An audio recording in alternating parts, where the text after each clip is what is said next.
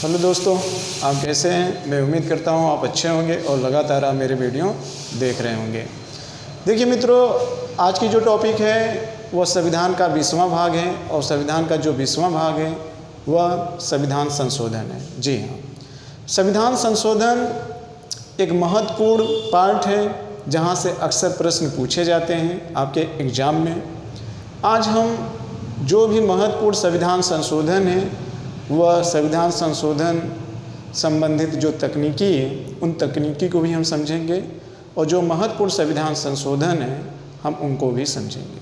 ठीक है, तो आज का जो वीडियो है वो थोड़ा लंबा होने वाला है लेकिन बहुत मज़ेदार आज की टॉपिक है। इस टॉपिक को बहुत ध्यानपूर्वक सुनने का आज प्रयास करिएगा और समझने का भी प्रयास करिएगा। क्लियर? तो आइए आज हम भारत के संविधान का 20वां भाग देख रहे हैं। देखिए, जो भारत का संविधान का 20वां भाग है और भारत के संविधान का जो 20वां भाग है और ये 20वां भाग कौन सा है? तो 20वां भाग संविधान संशोधन। जी हाँ, संविधान संशोधन, और ये महत्वपूर्ण टॉपिक है। इसको बहुत ध्यानपूर्वक आज समझने का प्रयास करिएगा। ठीक है, देखिए, जो संविधान संशोधन है तो हम इनमें निम्न बिंदुओं को उठाकर पढ़ेंगे। कौन कौन से बिंदु हैं?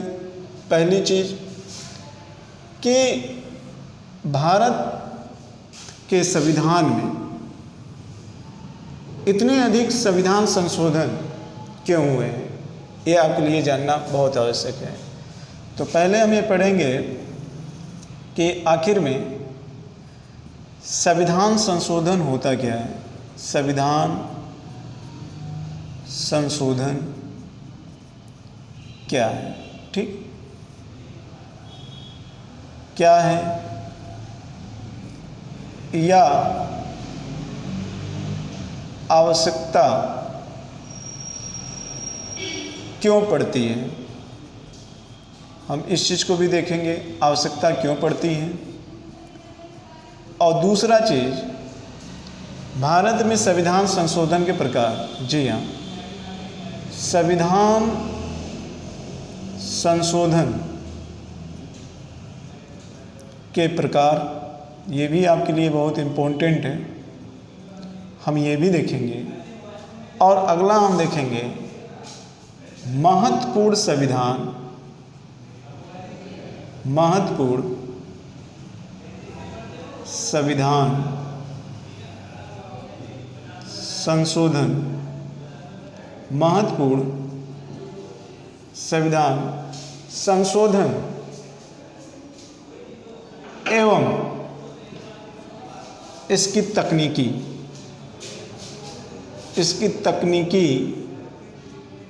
तकनीकी का मतलब कि किस प्रकार से याद करने में आसानी हो, इसकी तकनीकी को समझे जिससे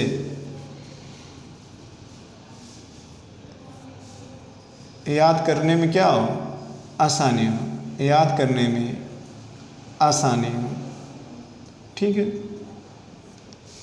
इन तीन महत्वपूर्ण टॉपिकों के बारे में हम चर्चा करेंगे।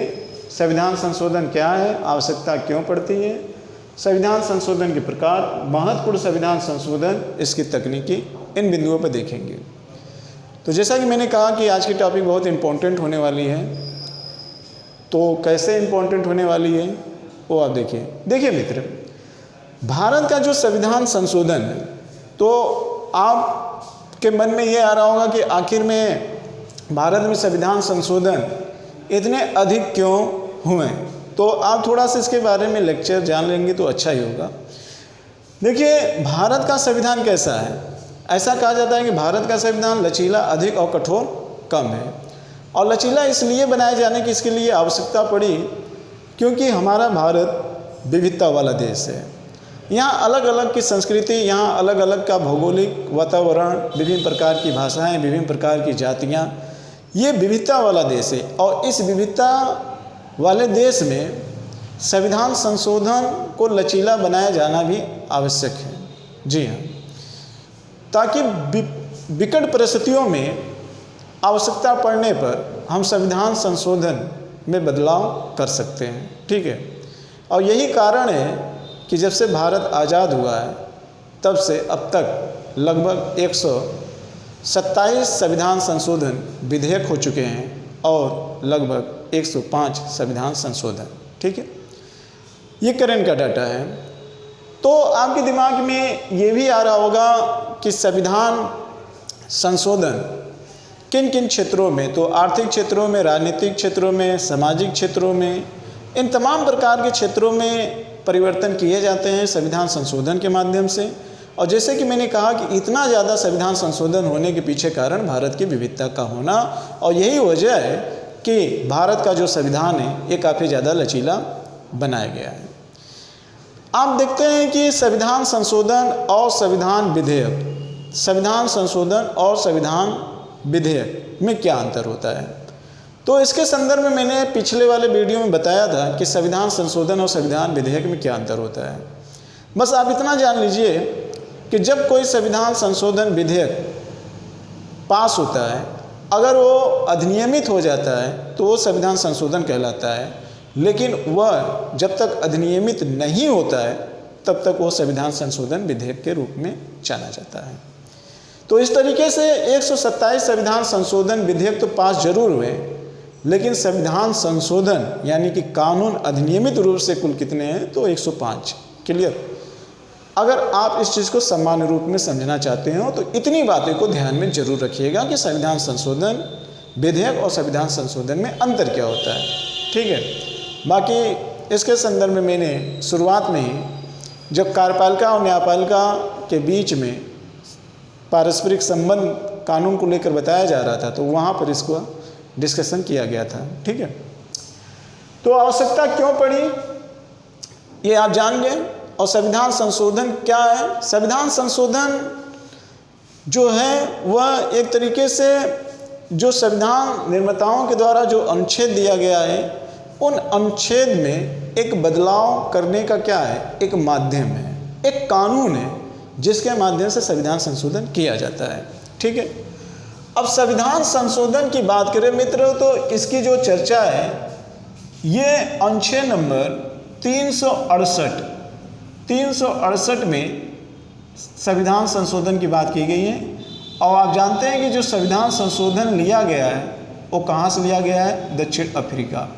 तो ये आपको भी पता होना चाहिए कि ये दक्षिण अफ्रीका से लिया गया है और इसका उपबंध अनुच्छेद नंबर 368 में किया गया है। क्लियर, ये हो गया। आवश्यकता क्यों पड़ी आप तो ये जान गए। अब देखते हैं संविधान संशोधन के प्रकार।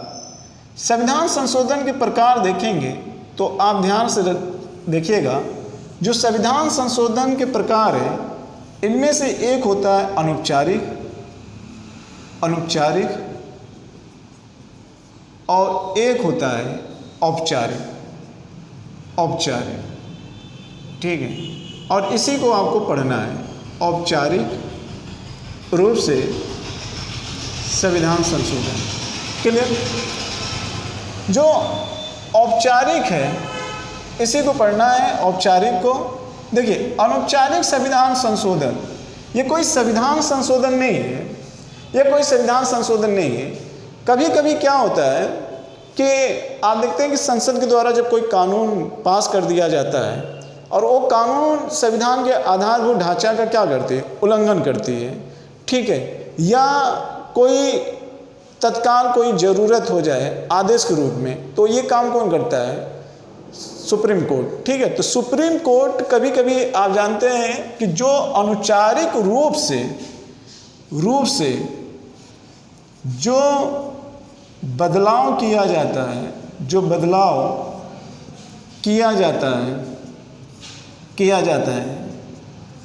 कहाँ किया जाएगा, तो संविधान में ही किया जाता है, तो उसे हम अनौपचारिक संविधान संशोधन कहते हैं। किया जाता है किसके द्वारा, सुप्रीम कोर्ट के द्वारा। ठीक है,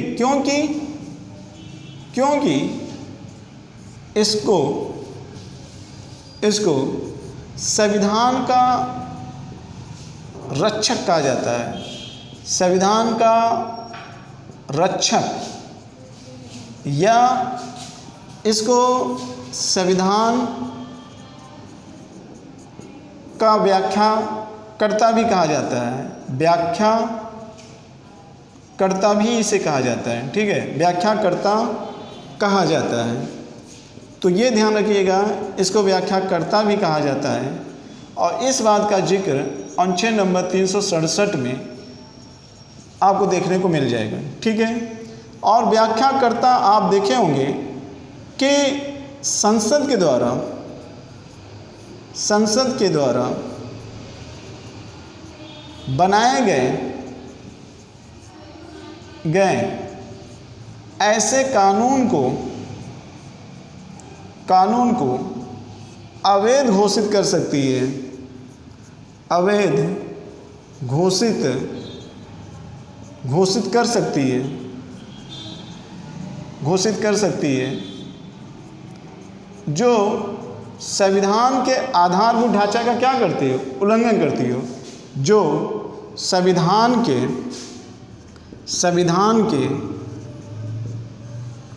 आधारभूत ढांचा का क्या करती हो, आधारभूत ढांचा का उल्लंघन करती हो, ठीक है, उल्लंघन करती हो। तो इन्हीं सारे बिंदुओं को ध्यान में रखकर, ठीक है, सुप्रीम कोर्ट इन सारे बिंदुओं को ध्यान में रखकर संविधान संशोधन में जो सुप्रीम कोर्ट के द्वारा जो बदलाव लाया जाता है उसको हम अनौपचारिक संविधान संशोधन की श्रेणी में रखते हैं। हालांकि ये कोई संविधान संशोधन नहीं है, ये अनौपचारिक रूप से इसको संविधान संशोधन के रूप में जाना जा सकता है। क्लियर। अब सबसे ज़्यादा इम्पोर्टेंट चीज़ आपके लिए क्या है, औपचारिक रूप से संविधान संशोधन। अब ये जरा समझिएगा, ये आपके एग्जाम में पूछा भी जाता है। तो औपचारिक रूप से जो संविधान संशोधन है, इस चीज़ को भी देख लेते हैं। देखिए, औपचारिक रूप से जो संविधान संशोधन होते हैं वह 3 प्रकार के होते हैं। कितने प्रकार के होते हैं? 3 प्रकार के होते हैं। अब कौन कौन से वो भी हम देख लेते हैं। 3 प्रकार से कौन कौन से होते हैं? देखिए, पहला जो है, अच्छा, किया किसके जाता है? तो अनुच्छेद नंबर 368 के तहत संसद के द्वारा किया जाता है। पहला, साधारण संविधान संशोधन। साधारण संविधान संशोधन। और इसके बाद हम देखते हैं, एक होता है यहाँ पर विशेष बहुमत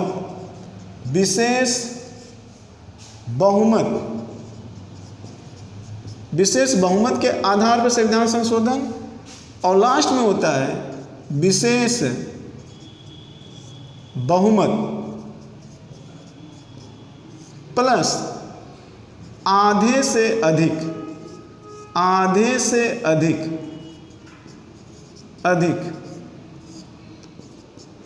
राज्यों का समर्थन। आधे से अधिक राज्यों का क्या होना चाहिए? समर्थन होना चाहिए, ठीक है, समर्थन होना चाहिए।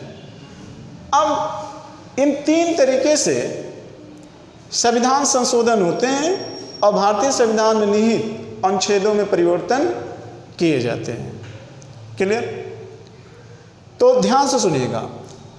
पहली चीज, आपको साधारण संविधान संशोधन में कुछ इंपॉर्टेंट चीज को ध्यान में रखना होगा, ठीक है।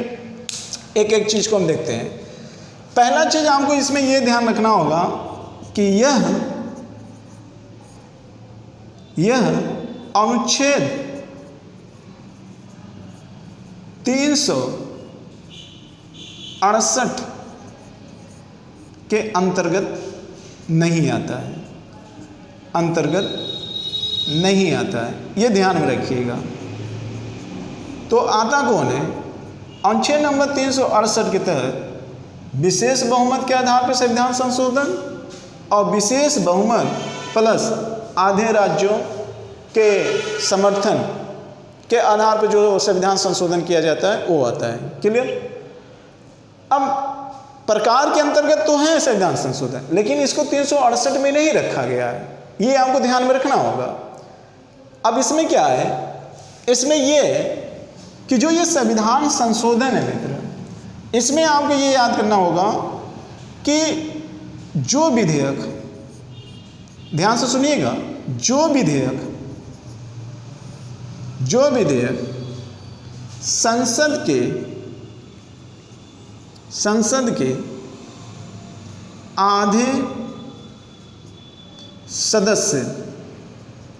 आधे सदस्य के बहुमत से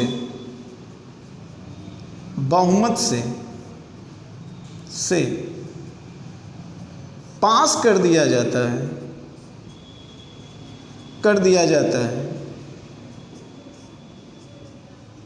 तो इस प्रकार के संविधान संशोधन को साधारण संविधान संशोधन की श्रेणी के अंतर्गत हम रखते हैं। किसके अंतर्गत रखते हैं? साधारण संविधान संशोधन के अंतर्गत हम इसको रखते हैं। क्लियर। आधे से अधिक सदस्य होना चाहिए और जो सदस्य संसद में उपस्थित हो और मतदान देने वाले हैं उनके आधे से अधिक सदस्य होना चाहिए। बात समझ रहे हैं ना? आधे से अधिक सदस्य का मतलब यहाँ जो मतदान देने वाले हों और जो उपस्थित हों, या आधे से अधिक या उपस्थित या मतदान, तीनों में से एक। अगर सदस्य मतदान कर देते हैं तो इसको हम साधारण विधेयक के रूप में जानते हैं। क्लियर। अब हम आते हैं विशेष बहुमत के आधार पर समझते हैं। विशेष बहुमत का मतलब यहाँ भी क्या है? विशेष बहुमत में आप 2-3 कंडीशन देखिए। पहला, इसमें जो पहला स्टेप है वो यह है, संसद के कुल सदस्यों के आधे से अधिक प्लस संसद में उपस्थित व मतदान करने वाले दोनों सदनों के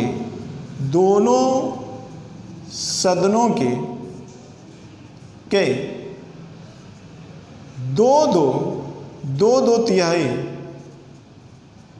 बहुमत से कोई विधेयक यदि पास कर दिया जाता है, कोई विधेयक मतलब जो इससे संबंधित हो, विधेयक या जो विधेयक पास कर दिया जाता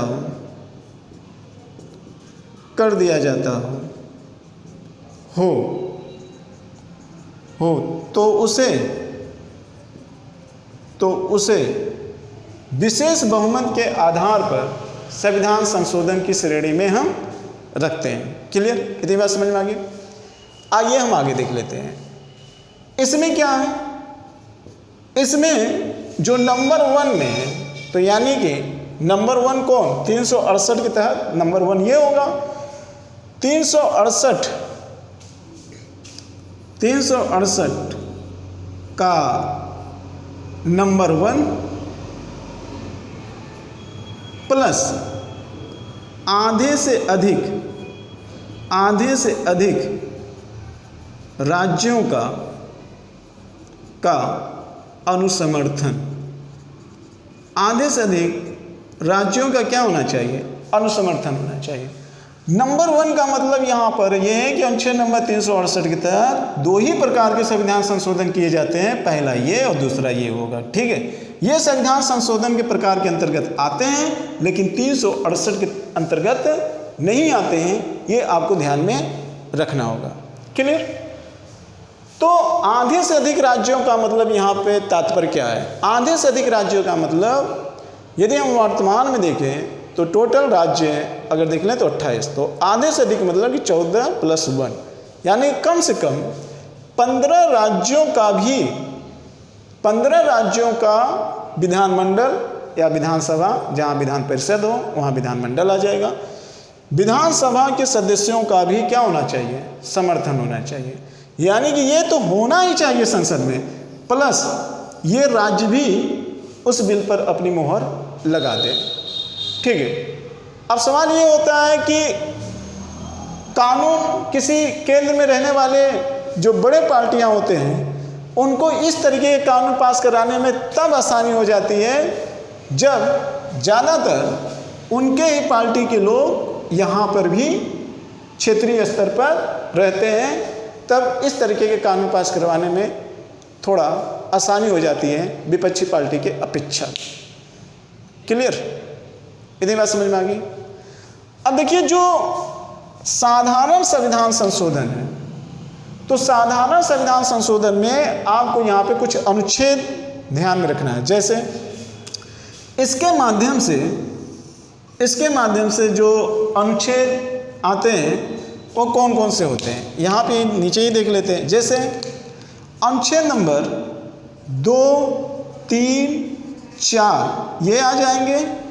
इसके अलावा देखेंगे अनुच्छेद नंबर 75, अनुच्छेद नंबर 97, अनुच्छेद नंबर 105, क्लियर, अनुच्छेद नंबर 106, इसके अलावा अनुच्छेद नंबर 120, अनुच्छेद नंबर 124, अनुच्छेद नंबर 125, अनुच्छेद नंबर 135, ये सब इसके किसके तहत? साधारण संविधान संशोधन के माध्यम से ये वो सारे अनुच्छेद हैं जिसमें बदलाव लाए जा सकते हैं। ये प्रमुख वो अनुच्छेद हैं जिसमें साधारण संविधान संशोधन के माध्यम से क्या लाए जा सकते हैं? बदलाव लाए जा सकते हैं। क्लियर? ये आपको यहाँ पर स्पेशली इन अनुच्छेदों को आपको ध्यान में रखना होगा कि ये सारे वो अनुच्छेद हैं जहाँ पर क्या लाए जा सकते हैं? बदलाव लाए जा सकते हैं। क्लियर? ठीक है, अब इसमें देख लेते हैं। इसमें भी ठीक कुछ अनुच्छेद ऐसे होते हैं जिनमें संविधान संशोधन करने की प्रक्रिया क्या होती है? जटिल होती है। जैसे इसके अंतर्गत 54 आ जाएगा, 54, 55, 73, और इसके अंतर्गत अगर हम देखेंगे तो जो संघीय न्यायपालिका यानी कि संघ न्यायपालिका से रिलेटेड ढेर सारी चीज़ें हैं। उन अनुच्छेदों के अलावा संघ न्यायपालिका अनुच्छेद नंबर 54, 55 आपको तो याद ही होना चाहिए। और ध्यान रखना, स्वयं अनुच्छेद नंबर 368 में अगर बदलाव करना होगा तब भी यही प्रोसेस लाना होगा। स्वयं अनुच्छेद नंबर 368 में अगर बदलाव लाना होगा तो ये। इसके अलावा अनुसूची में पूरे अनुसूची की बात करें, अनुसूची नंबर 4 और अनुसूची नंबर 7, इनमें भी अगर आपको बदलाव लाना होगा तो हम इस संविधान संशोधन के माध्यम से आएंगे। और संविधान का भाग 11 देखे होंगे, भाग 11, इसमें वो भी बदलाव लाना होगा तो यही। इसके अलावा आपने एक अनुच्छेद या जीएसटी भी सुना होगा, तो जीएसटी में भी बदलाव लाने के लिए हम यही संविधान संशोधन किए थे और इसका जो उपबंध किया गया है 269 में इसका उपबंध किया गया है। तो आप देख रहे हैं कि ये वो सारी परिस्थितियां हैं जहां पर इस तरीके का संविधान संशोधन लाया जाता है। और ध्यान में रखिएगा, ये वो सारी परिस्थितियां हैं जहां पर साधारण संविधान संशोधन के माध्यम से परिवर्तन किया जा सकता है। क्लियर? ये स्पेशली हैं, आपको इनको ध्यान में रखना होगा कि इन संविधान संशोधन के माध्यम से ये चीज़ें लाते हैं। अब आपके मन में आ रहा होगा कि विशेष बहुमत के आधार में परिवर्तन किन अनुच्छेदों में किए जाते हैं। तो मैं आपके कॉन्सेप्ट के लिए आपको बता दे रहा हूं कि सबसे अधिक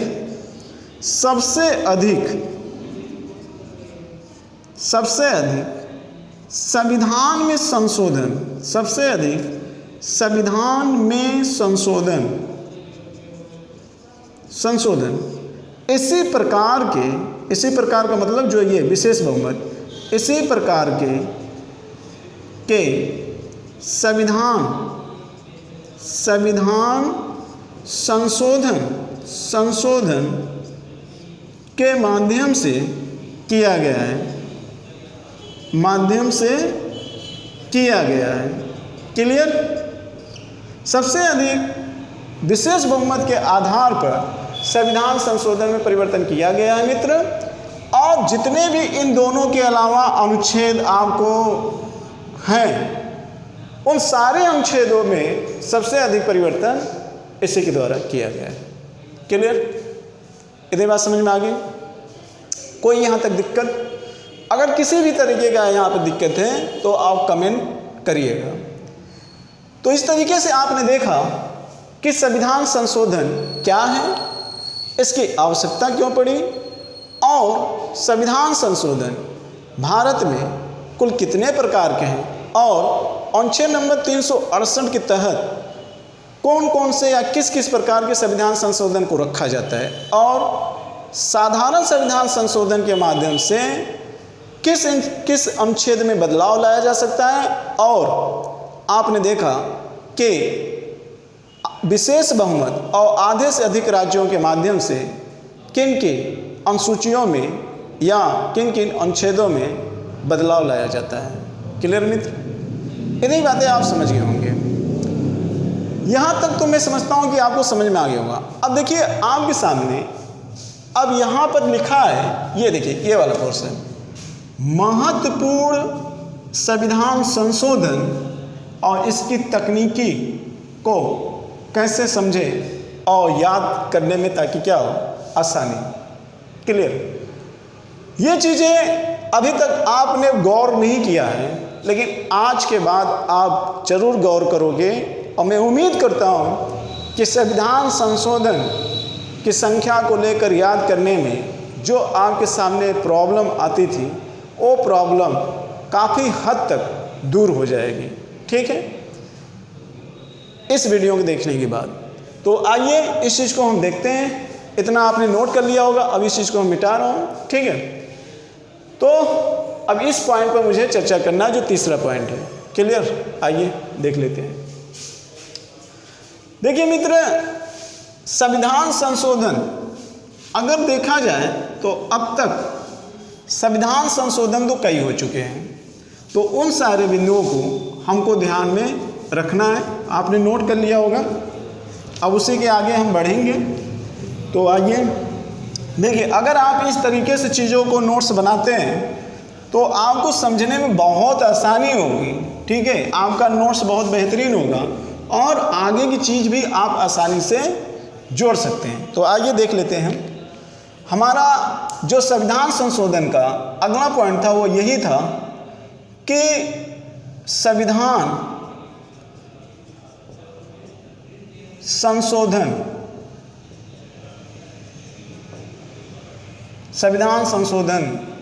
की संख्या व याद करने की तकनीकी,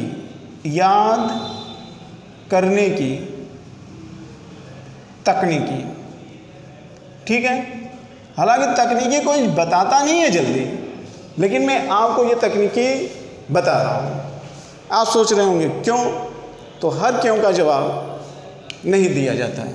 आइए देखिए, अब यहाँ पर हम पहले याद करने की तकनीकी को ही देख लेते हैं, फिर उसके बाद हम एक एक अनुच्छेद का यहाँ पर डिस्कशन करेंगे, ठीक है। अब यहाँ पे जो मित्र है उस चीज़ को हम देखेंगे। देखिए, तकनीकी के रूप में हम देखेंगे यहाँ पर कौन कौन सी तकनीकी है। देखिए, तकनीकी के रूप में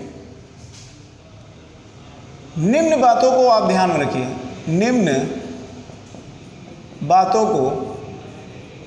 को ध्यान में रखें। रखें। निम्न बातों को आपको क्या करना है, ध्यान में रखना है। ये चीज़ यहाँ पे निम्न लिखा है, निम्न बातों को आपको ध्यान में रखना है। अब वो बातें कौन कौन सी हैं वो भी हम देख लेते हैं। लेकिन अब आज के टाइम में देखें तो कुल 127 संविधान संशोधन विधेयक हो चुके हैं मित्र, और लगभग 105 संविधान संशोधन हुए हैं। 105 संविधान संशोधन हुए हैं। क्लियर। तकनीकी याद करने के लिए जैसे कुछ बिंदु में ही देख लेते हैं, जिसको हम आगे चर्चा कर लेते हैं। जैसे क्या है यहाँ पर हम ध्यान दें, जैसे आप जानते हैं कि हमारे यहाँ कुछ संविधान में अनुसूचियाँ दी गई हैं। संविधान की अनुसूची, ठीक है, अनुसूची, इन अनुसूचियों को आप ध्यान में रखिएगा। क्लियर। और कुछ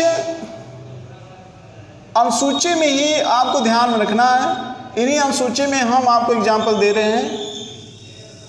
जैसे आप देखेंगे, ध्यान से सुनिएगा, बहुत ध्यान से सुनिएगा। तकनीकी के रूप की बात कर रहा हूँ, थोड़ा से तकनीकी को समझाने में भी दिक्कत होती है। आप जानते हैं कि टोटल 12 अनुसूची है। अगर हम 12 अनुसूची की बात कर लें तो आप थोड़ा सा ध्यान में रखिएगा।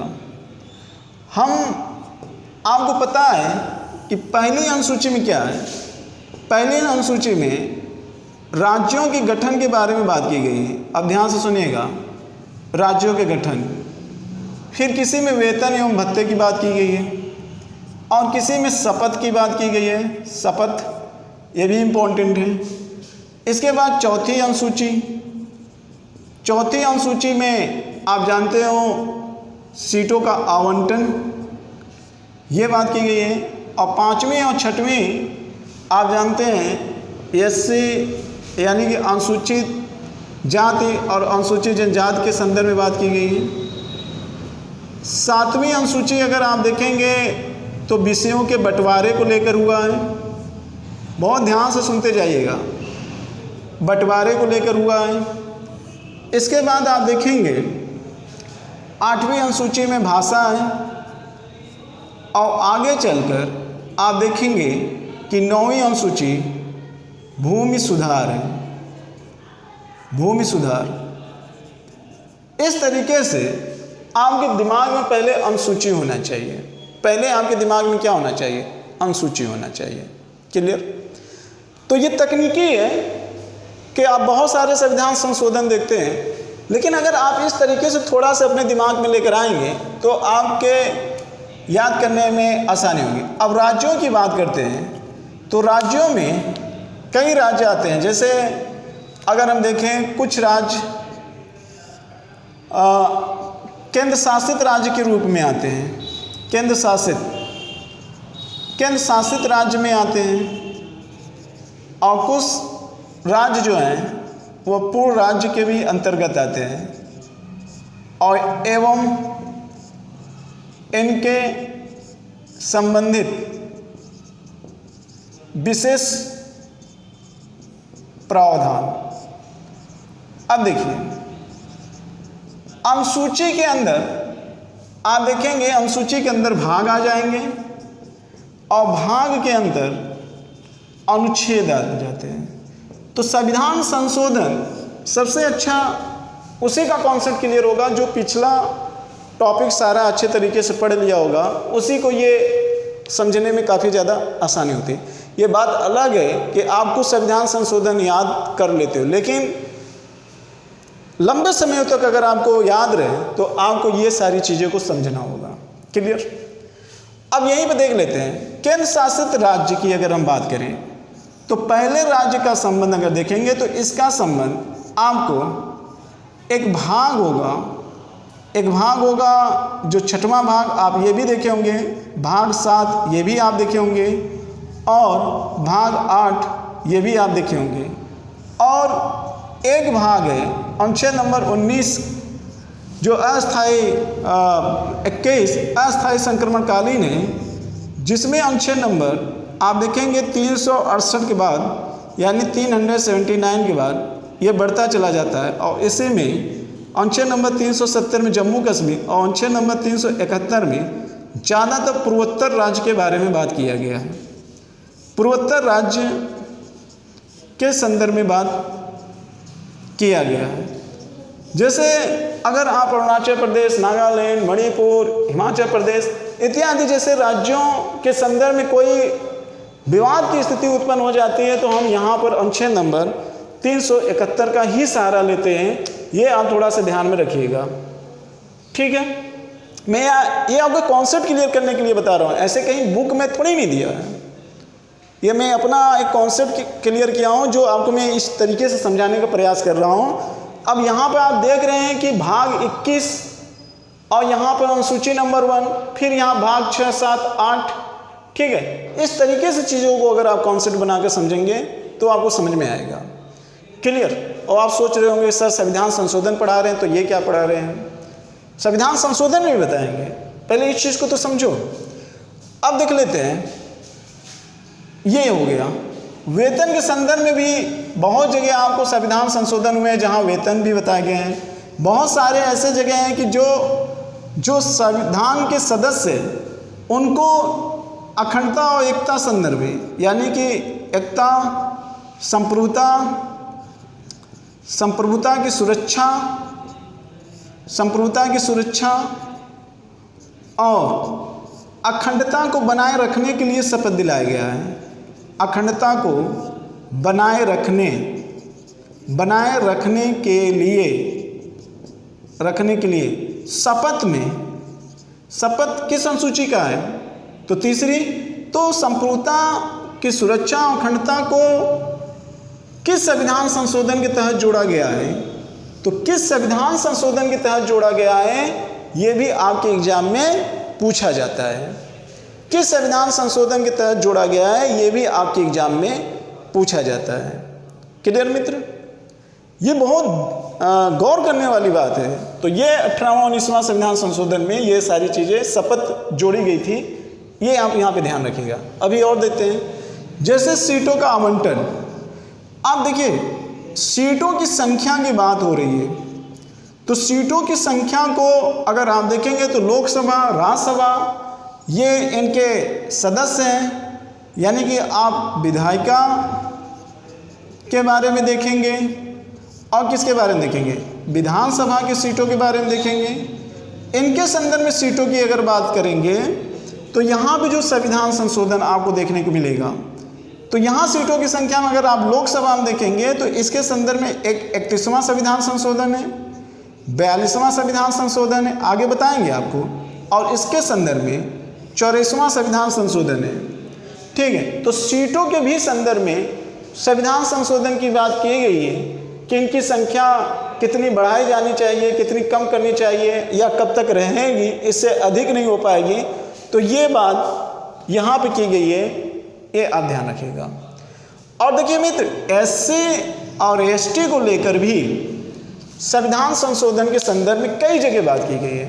तो आप जानते हैं इनका जो संबंध है, ये अनुसूची की बात करेंगे तो 5वां और 6वां है। अगर इसी को हम भाग के संदर्भ में बात करें तो इसका कुछ भाग का संबंध 10 से आ जाएगा और कुछ वर्गों के लिए विशेष उपबंध यानी कि इनका संबंध कहीं ना कहीं 16 से भी है, अप्रत्यक्ष रूप से अनुसूचित जाति जनजाति से रिलेटेड है, ठीक है। भाग अनुसूची, और आपने देखा ये अनुसूची है 5वीं और 6वीं, भाग 10 और 16वां तो संविधान संशोधन। तो आप देखेंगे इनसे संविधान संशोधन, और इसमें एक है एंग्लो समुदाय के सदस्य, तो इनका भी कुछ चीज़ें हैं कि जो इनसे कहीं ना कहीं इनके साथ को रिलेटेड कर दिया गया है, इनके साथ भी को रिलेटेड कर दिया गया है। जैसे अनुच्छेद नंबर 334, अनुच्छेद नंबर 334 और अनुच्छेद नंबर 334 का जो संबंध है वो कई जगह एक साथ देखने को मिला है, लेकिन यहाँ पर अगर आप 8वां देख लीजिए अभी हाल में 104वां संविधान संशोधन हुआ है। तो 8वां संविधान संशोधन और 104वां संविधान संशोधन ये दोनों का एक मिश्रण है। ये आप मोटे मोटा कॉन्सेप्ट। लेकिन इसके अलावा इसमें ढेर संविधान संशोधन हुए हैं। जैसे अगर आप देखेंगे 8वां भी है, 23वां संविधान संशोधन है, 8वां, 23वां, 45वां, इसके बाद देखेंगे 62 ये भी इसमें है। इसके बाद देखेंगे 69 का संबंध है। अगर आप आयोग को ले लेंगे तो 65 हो जाएगा और 69 यहाँ पर नहीं है, 79 है, 79, 89 और 95। ये सारा जो संविधान संशोधन है मित्र, ये SC ST से ही ज़्यादातर रिलेटेड है। और 8वां 104वां SC ST और एंग्लो समुदाय से संबंधित यहाँ संविधान संशोधन है। क्लियर? तो इस तरीके का आपको क्या करना होगा, कॉन्सेप्ट क्लियर करना होगा। जैसे विषयों का बंटवारा, विषयों के बंटवारे के संदर्भ में देखेंगे तो एक संविधान संशोधन आया है 6वां संविधान संशोधन, और इसके अलावा एक 42वां संविधान संशोधन है। तो 6वां और 42वां संविधान संशोधन जो हुआ है वो कहीं न कहीं संघ और राज्य सूची के विषयों के बंटवारे से लेकर है। अब आप ये समझ रहे होंगे कि हम संविधान संशोधन की संख्या बता रहे हैं, लेकिन इसमें क्या है ये नहीं बता रहे, अभी वो भी बताएंगे। लेकिन हमने आपको क्या बताया कि लंबे समय तक याद करने के लिए आप चीज़ों को तुलनात्मक तरीके से पढ़ेंगे, तभी वो चीज़ें अधिक समय तक याद रहेगी, अन्यथा आप जल्दी भूल जाओगे। क्लियर? अब देखते हैं आगे, यहीं पे देख लेते हैं। जैसे भाषा, अब ये भाषा है तो भाषा से रिलेटेड संविधान संशोधन देखेंगे तो आपको याद होगा 21वां और 71वां और 92। ये जो तीनों संविधान संशोधन है ये किससे रिलेटेड है? तो भाषा से रिलेटेड है। किससे रिलेटेड है? तो भाषा से रिलेटेड है। अब भूमि सुधार से अगर आप देखेंगे तो भूमि सुधार से भी कम नहीं है, इससे भी बहुत ढेर सारे हैं। जैसे आप पहला देख लीजिए, पहला संविधान संशोधन भूमि सुधार से है। पहले के बाद अन्य और भी आते हैं, जैसे आप 17वां देख लेंगे, 34वां देख लेंगे, ये सारे भूमि सुधार से ही हैं। इसके अलावा आप देखेंगे कि इसमें 66 भी आ जाएगा, 66 है, 76 है, 78 है, ये सारे किससे हैं? ये भूमि सुधार। यानी कि मैं ये कहना चाहता हूँ कि इन सब का संबंध किस अनुसूची से है? 9वीं अनुसूची से। देखो मैं ये नहीं कह रहा हूँ कि इसमें किस संविधान संशोधन में क्या कहा गया है, लेकिन कुछ ऐसे अनुसूची को आपको याद करना होगा जिसका संबंध किसी न किसी संविधान संशोधन से है, तो वो चीज़ें आपको याद करने होंगे। पूरा मैं थोड़ी नहीं बताऊंगा, हाँ इतना मैं जरूर बताऊंगा कि आपको कम से कम किस अनुसूची से कौन कौन संविधान संशोधन है ये आपको पता होना चाहिए। ठीक है, इसी तरीके से हम आपके सामने अभी हम इस पर भी देख लेते हैं। जैसे आप देखे होंगे कि पूर्वोत्तर राज्य अरुणाचल प्रदेश, अगर आप अरुणाचल प्रदेश की बात कर लेते हैं तो अरुणाचल प्रदेश की बात करेंगे तो 22वां संविधान संशोधन अरुणाचल प्रदेश से जुड़ा हुआ है। ठीक है, 55वां संविधान संशोधन देखेंगे तो अरुणाचल प्रदेश से जुड़ा हुआ है। इससे संबंधित एक अरुणाचल प्रदेश से 57वां संविधान संशोधन जुड़ा हुआ है। इस तरीके से जो 371 का संबंध है इससे जुड़ा हुआ है। अब आपके देखिए यहाँ पर जो ये वाला भाग है 7वां, इसको निश्चित कर दिया गया। अब इसको निश्चित कब किया गया? इसको पहले संविधान संशोधन के तहत 7वें संविधान जो केंद्र शासित राज्य है, ये तो मैंने आपको बताया भाग, तो ये भाग में वर्णित है ना। तो केंद्र शासित राज्य में अगर देखेंगे तो एक 7 भाग 1 8, तो इनमें एक देशी रियासत की बात की गई थी, और इन देशी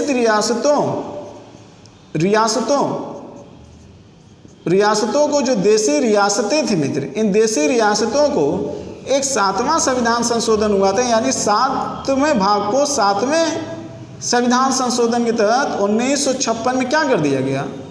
इसको समाप्त कर दिया गया। और यहाँ पे देखेंगे कुछ केंद्र शासित राज्य हैं, जैसे आप पांडिचेरी का नाम, दादरा नागर हवेली का नाम सुने होंगे, जो भाग 8 में, जैसे अब इसका उपबंध किस अनुच्छेद में? तो इसका उपबंध अनुच्छेद नंबर 239 का में है, खा में है, ये सारी चीज़ें आपको यहाँ पे समझना होगा कि इसका उल्लेख क और ख में। आप देख रहे हैं ना कि किस चीज़ों को मैं किस तरीके से जोड़ रहा हूँ। ये संविधान संशोधन की याद करने की क्या है, तकनीकी है। इस तकनीकी से अगर आप पढ़ेंगे तो न केवल आपका कॉन्सेप्ट क्लियर होगा, बल्कि आप अपनी बातों को आसानी के साथ किसी को समझा और बता भी सकते हैं। ठीक है, शायद मुझे लगता है कि आप इस तरीके से पहली बार पढ़ रहे होंगे। क्लियर? तो ये आप देखिए भाग है, लेकिन किसके लिए आसान है? जो पहले मेरा सब वीडियो पढ़ चुका है, वो जो बंदा पूरा वीडियो पढ़ा है वो आसानी से समझा है, वो ये सारी चीज़ों को बड़े आसानी से समझ रहा होगा। ठीक है, आपके मन में अभी ये जिज्ञासा होगा कि जैसे ही सर जल्दी करें संविधान संशोधन में बताएं, तो मैं आपको ये एग्जाम्पल दे रहा हूँ। अभी मैं आपको ये गिना नहीं रहा हूँ कि संविधान संशोधन में क्या कहा गया, मैं आपको बता रहा हूँ कि अनुसूची का संबंध भाग से है, भाग का संबंध अनुच्छेद से है, अनुच्छेद का संबंध संविधान संशोधन से। लेकिन कैसे याद करोगे वो थोड़ा सा तरीका आपको पता होना चाहिए। अब यहीं पे देख लेते हैं, जैसे मैंने आपको कहा कि अनुसूचित जाति जनजाति ये सारे चीज़ें, इसी में एक भाग जो मैंने बताया कि 16वां भाग। अब इसका संबंध किससे? अनुसूचित जाति जनजाति आयोग देखेंगे तो अनुच्छेद नंबर 338 और अनुच्छेद नंबर 338 का एक क है और एक ख है। अब देखिए ख में पिछड़ा वर्ग आयोग का गठन कर दिया गया अभी हाल में। ठीक है, पिछड़ा वर्ग आयोग का गठन किया गया 102वें संविधान संशोधन के तहत, और अनुच्छेद नंबर 338 के तहत इसका जो संविधान संशोधन गठन हुआ था 89, और अनुच्छेद नंबर 338 का जो गठन हुआ था इसका संबंध 65वें संविधान संशोधन से है। ठीक है, 65वें संविधान संशोधन से 90 2003 और 102 अभी हाल में ही हुआ है, इससे रिलेटेड है। क्लियर? तो आप देख रहे हैं ना किस तरीके से अनुच्छेद को किस तरीके से संविधान संशोधन से यहाँ पे जोड़ा जा रहा है। अनुच्छेद, फिर भाग और फिर अनुसूची से जोड़ा जा रहा है। क्लियर? अब इसी तरीके से आप देखेंगे राजनीतिक दल बदल, और राजनीतिक दल बदल इसका संबंध 10वीं अनुसूची से, लेकिन इसमें जो संविधान संशोधन हुए हैं वो कौन है? तो 52वां संविधान संशोधन और 91वें संविधान संशोधन का संबंध किससे है? राजनीतिक दल बदल। अनुसूची कौन सी है? 10 है। कौन सी है? 10 है। और राजनीतिक दल बदल का संबंध ज़्यादातर हम किससे रिलेटेड है? निर्वाचन से। और निर्वाचन का संबंध किस भाग से है? तो निर्वाचन का संबंध 15 भाग से। किस भाग से? 15 भाग से। तो निर्वाचन का संबंध 15 भाग और अनुसूची का संबंध 10। ये चीज़ें आप अच्छे तरीके से यहाँ पर समझ रहे होंगे। क्लियर? इतनी बातें समझ में आ गई। इसी तरीके से अगर मैं इसका एक्सप्लेनेशन करता जाऊँ तो ये वीडियो बहुत ही लंबा हो जाएगा, लेकिन मैंने तकनीकी मुझे बताना था, तो तकनीकी को बताने के लिए थोड़ा सा मुझे यहाँ पर लिखित तरीके से आपके सामने ये प्रेजेंटेशन यहाँ पर करना आवश्यक था। क्लियर? ताकि आप चीज़ों को अच्छे तरीके से समझ सकें। अगर इसको बहुत एक्सप्लेनेशन किया जाए तो ये वीडियो और लंबा हो सकता है। तो मैं उम्मीद करता हूँ कि ये चीज़ें आपको समझ में आगे होगी। ठीक, अब महत्वपूर्ण संविधान संशोधन कौन कौन से हैं, हम उन संविधान संशोधन को एक एक करके देखेंगे, और मुझे विश्वास है कि अभी तक आप धैर्य बनाए हुए होंगे। ठीक है, क्योंकि आपको कुछ एक नया चीज़ आज सुनने को मिला होगा, देखने को मिल रहा है, तो इंटरेस्ट भी होगा। ठीक है, और जहाँ इंटरेस्ट होता है वहाँ मन लगता है, और जहाँ मन लगता है वहाँ क्या होता है? उत्पादक होता है, और जहाँ उत्पादक होता है वहाँ पे प्रगति होती है, और जहाँ पे प्रगति होती है वहाँ पे समृद्धि होती है, और जहाँ पे समृद्धि होती है वहाँ पे शांति होती है, और जहाँ पे शांति होती है तो वहाँ पे खुशी होती है। आइए अब देखते हैं आगे। अगर हम अब महत्वपूर्ण संविधान संशोधन के संदर्भ में देखें तो आप संविधान संशोधन किस किस संविधान संशोधन में क्या क्या कहा गया है, अब उसको पढ़ने के लिए तैयार हो जाइए। ठीक है, अब बहुत ध्यान से समझने का प्रयास करिएगा। ठीक, देखिए संविधान संशोधन, तो आइए हम पहले संविधान संशोधन से स्टार्ट कर देते हैं। हमारा यहाँ ध्येय होगा कि इम्पोर्टेंट संविधान संशोधन पर चर्चा करें, लेकिन कोशिश ये भी रहेगी कि ओवरऑल चीज़ों को कवर भी करते चलें।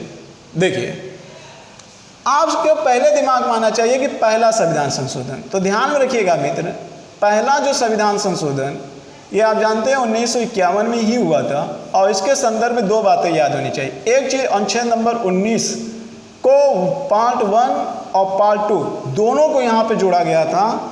जो पार्ट 1 में आप 6 उपखंड पढ़ते हो, ये ऑलरेडी इसको तो याद करना ही है। इसके अलावा विदेश में जाने के लिए भी स्वतंत्रता की बात को यहाँ पर जोड़ा गया था, ये आपको भूलना नहीं चाहिए। और पहला इसका संबंध जो अक्सर पूछा जाता है कि पहला संविधान संशोधन किस अनुसूची में हुआ है, तो 9वीं अनुसूची, और संबंध किससे, भूमि सुधार से, ये आपको याद होना चाहिए। इसके बाद जो नेक्स्ट इम्पोर्टेंट संविधान है 5वां, मैंने कहा है कि जो इम्पोर्टेंट होंगे वही करेंगे। जो 5वां संविधान संशोधन है मित्र, 5वां संविधान संशोधन जो है वह ये है कि संसद को राज्यों के निर्माण व सीमा में व्यापक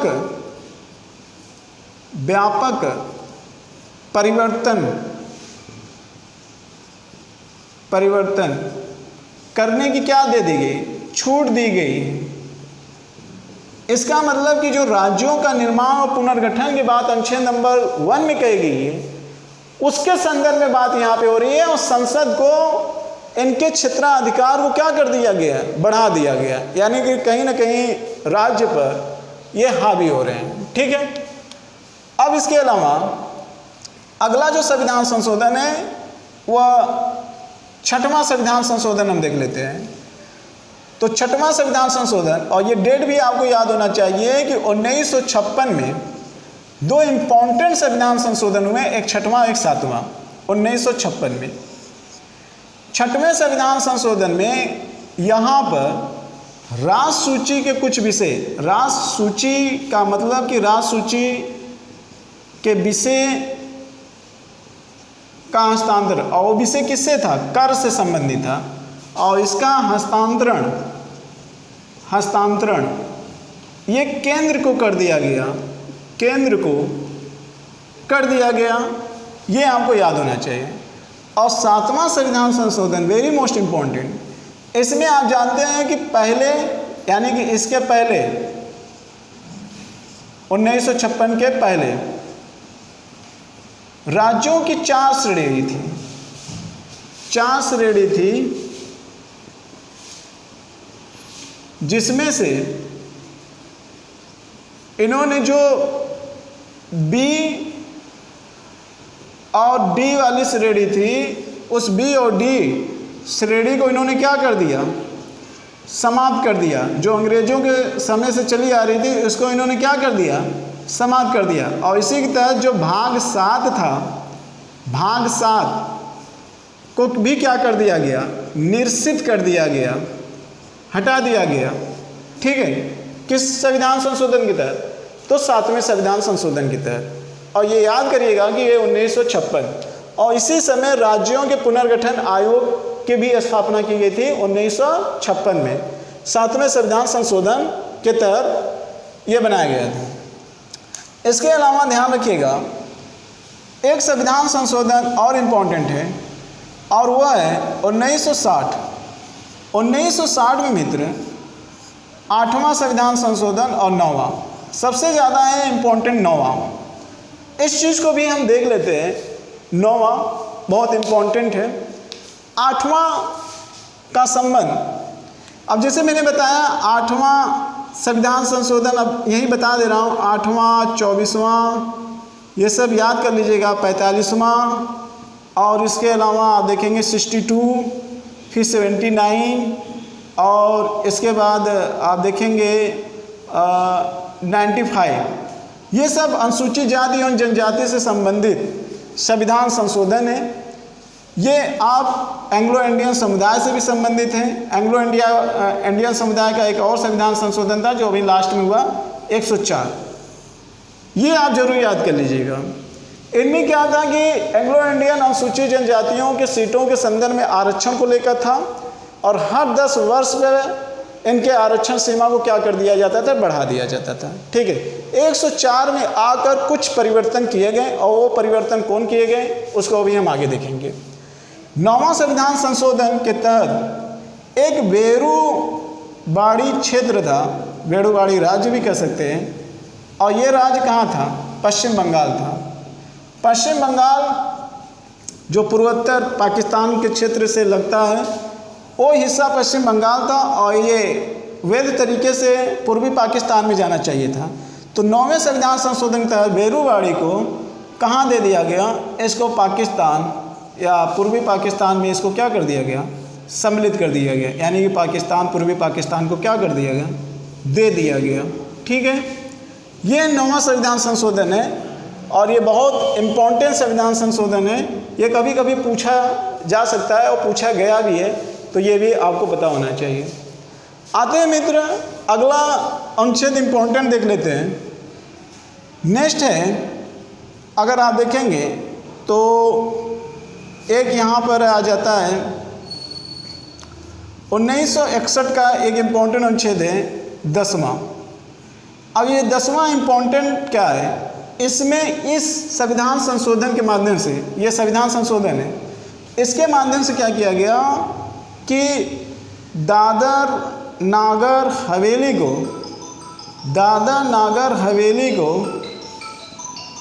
को केंद्र शासित राज्य में शामिल किया गया। केंद्र शासित राज्य में क्या किया गया, शामिल किया गया। दादर नागर हवेली को केंद्र शासित राज्य में शामिल किया गया, ये ध्यान रखिएगा।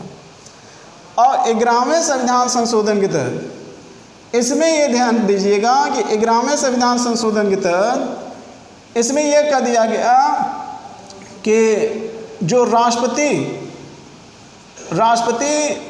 एवं राष्ट्रपति और उपराष्ट्रपति संबंधित निर्वाचन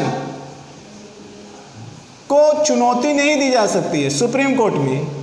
और उपराष्ट्रपति के लिए जो संयुक्त अधिवेशन बुलाया जा रहा था, उपराष्ट्रपति के लिए जो संयुक्त अधिवेशन बुलाया जा रहा था, उस संयुक्त अधिवेशन को इस संविधान संशोधन के तहत क्या कर दिया गया, समाप्त कर दिया गया। ठीक है, अब यहाँ तक ध्यान रखिएगा, आपके लिए सबसे ज़्यादा इम्पोर्टेंट कौन है, इसको तो इस तरीके से याद कर लीजिएगा। सबसे ज़्यादा इम्पोर्टेंट आपके लिए यहाँ पर अभी मैंने बताया पहला है, इम्पोर्टेंट भी बताते चल रहे हैं, तो इसलिए आप इम्पोर्टेंट पे विशेष ध्यान दीजिएगा। यहाँ पर आपके लिए सबसे ज़्यादा पहला है, इसके बाद आपके लिए 9वां है, फिर इसके बाद आपके लिए 10वां है। क्लियर? और वेरी मोस्ट इम्पॉर्टेंट 7वां। तो ये आप याद करिएगा, जो यहाँ बताए ये आपके एग्ज़ाम में पूछे जा सकते हैं। क्लियर? अब हम आते हैं आगे। ठीक है, आप सुनते चलिए। इसके बाद देखिए जो संविधान संशोधन अन्य और हैं उसको भी देख लेते हैं। 1962 में 3 संविधान संशोधन बहुत इम्पोर्टेंट है, इसको भी देख लेते हैं। एक है 12, 13 और 14। इन 12, 13 और 14 के तहत क्रमशः ध्यान रखिएगा, क्रमशः 12 के तहत गोवा और दमन को जोड़ा गया।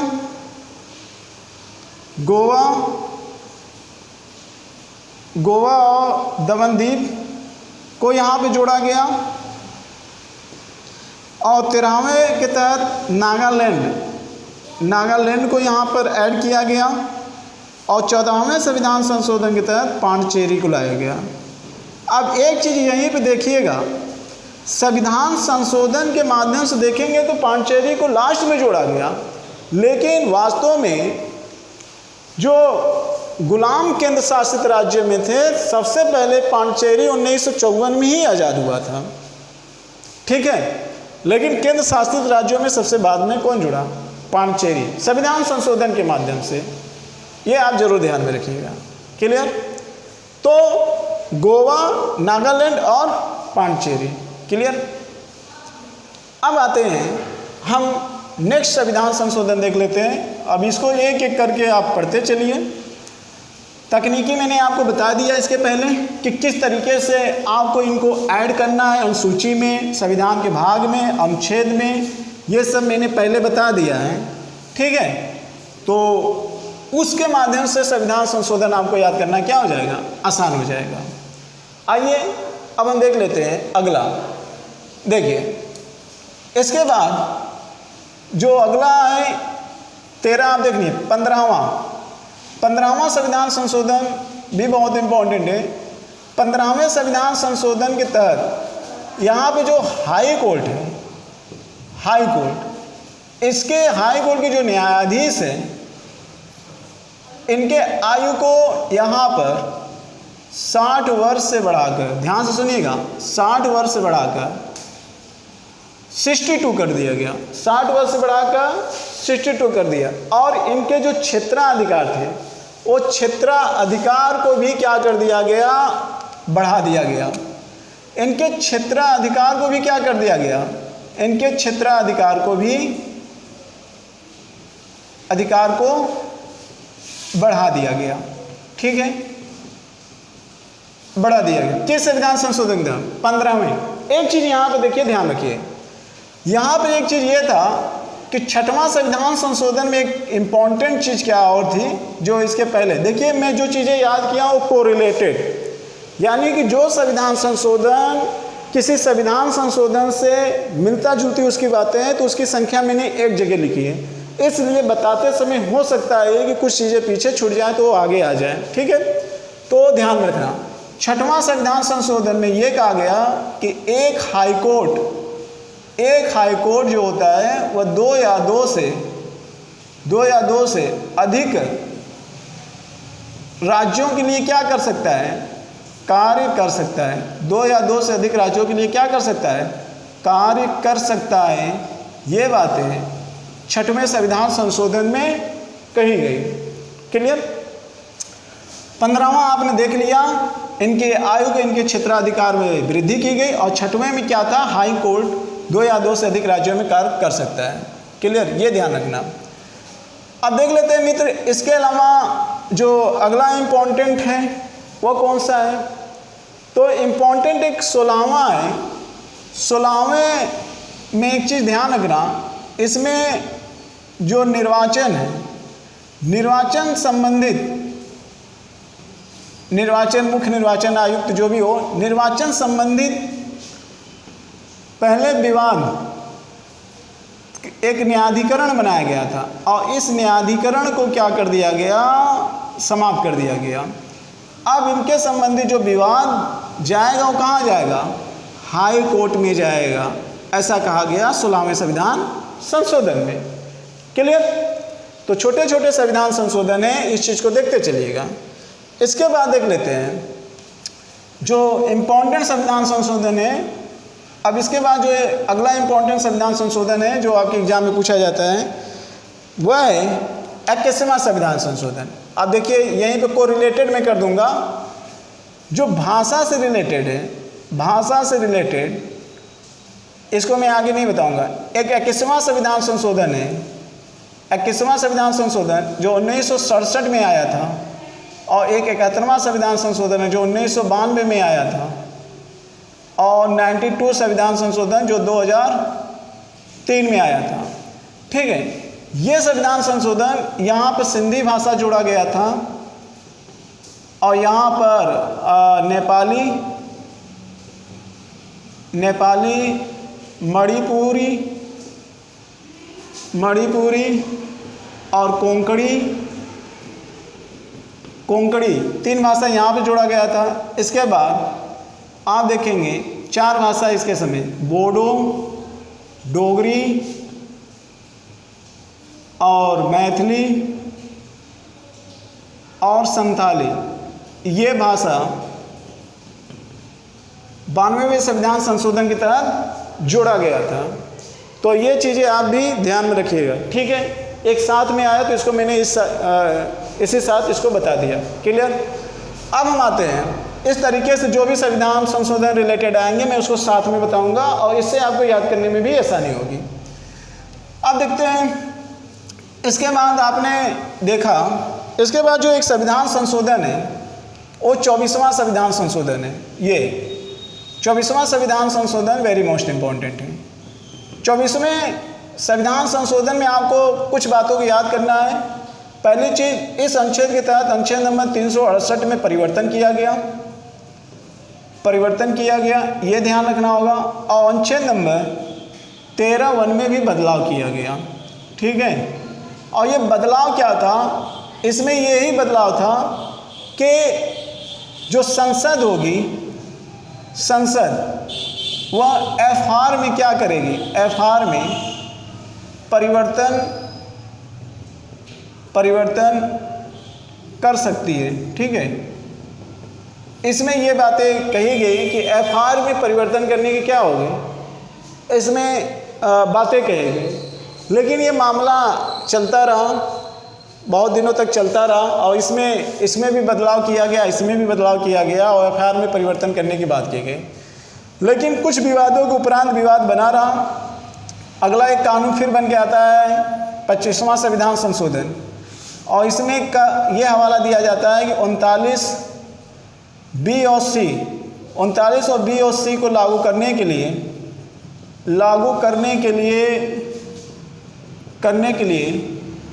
एफआर के कुछ भागों में परिवर्तन किया जाएगा और इस भाग के परिवर्तन करने से कुछ अनुच्छेद ऐसे हैं कि जो प्रभावित तो होते हैं लेकिन वो उल्लंघन नहीं माना जाएगा। जैसे 14 और 19 का क्या नहीं माना जाएगा, उल्लंघन नहीं माना जाएगा।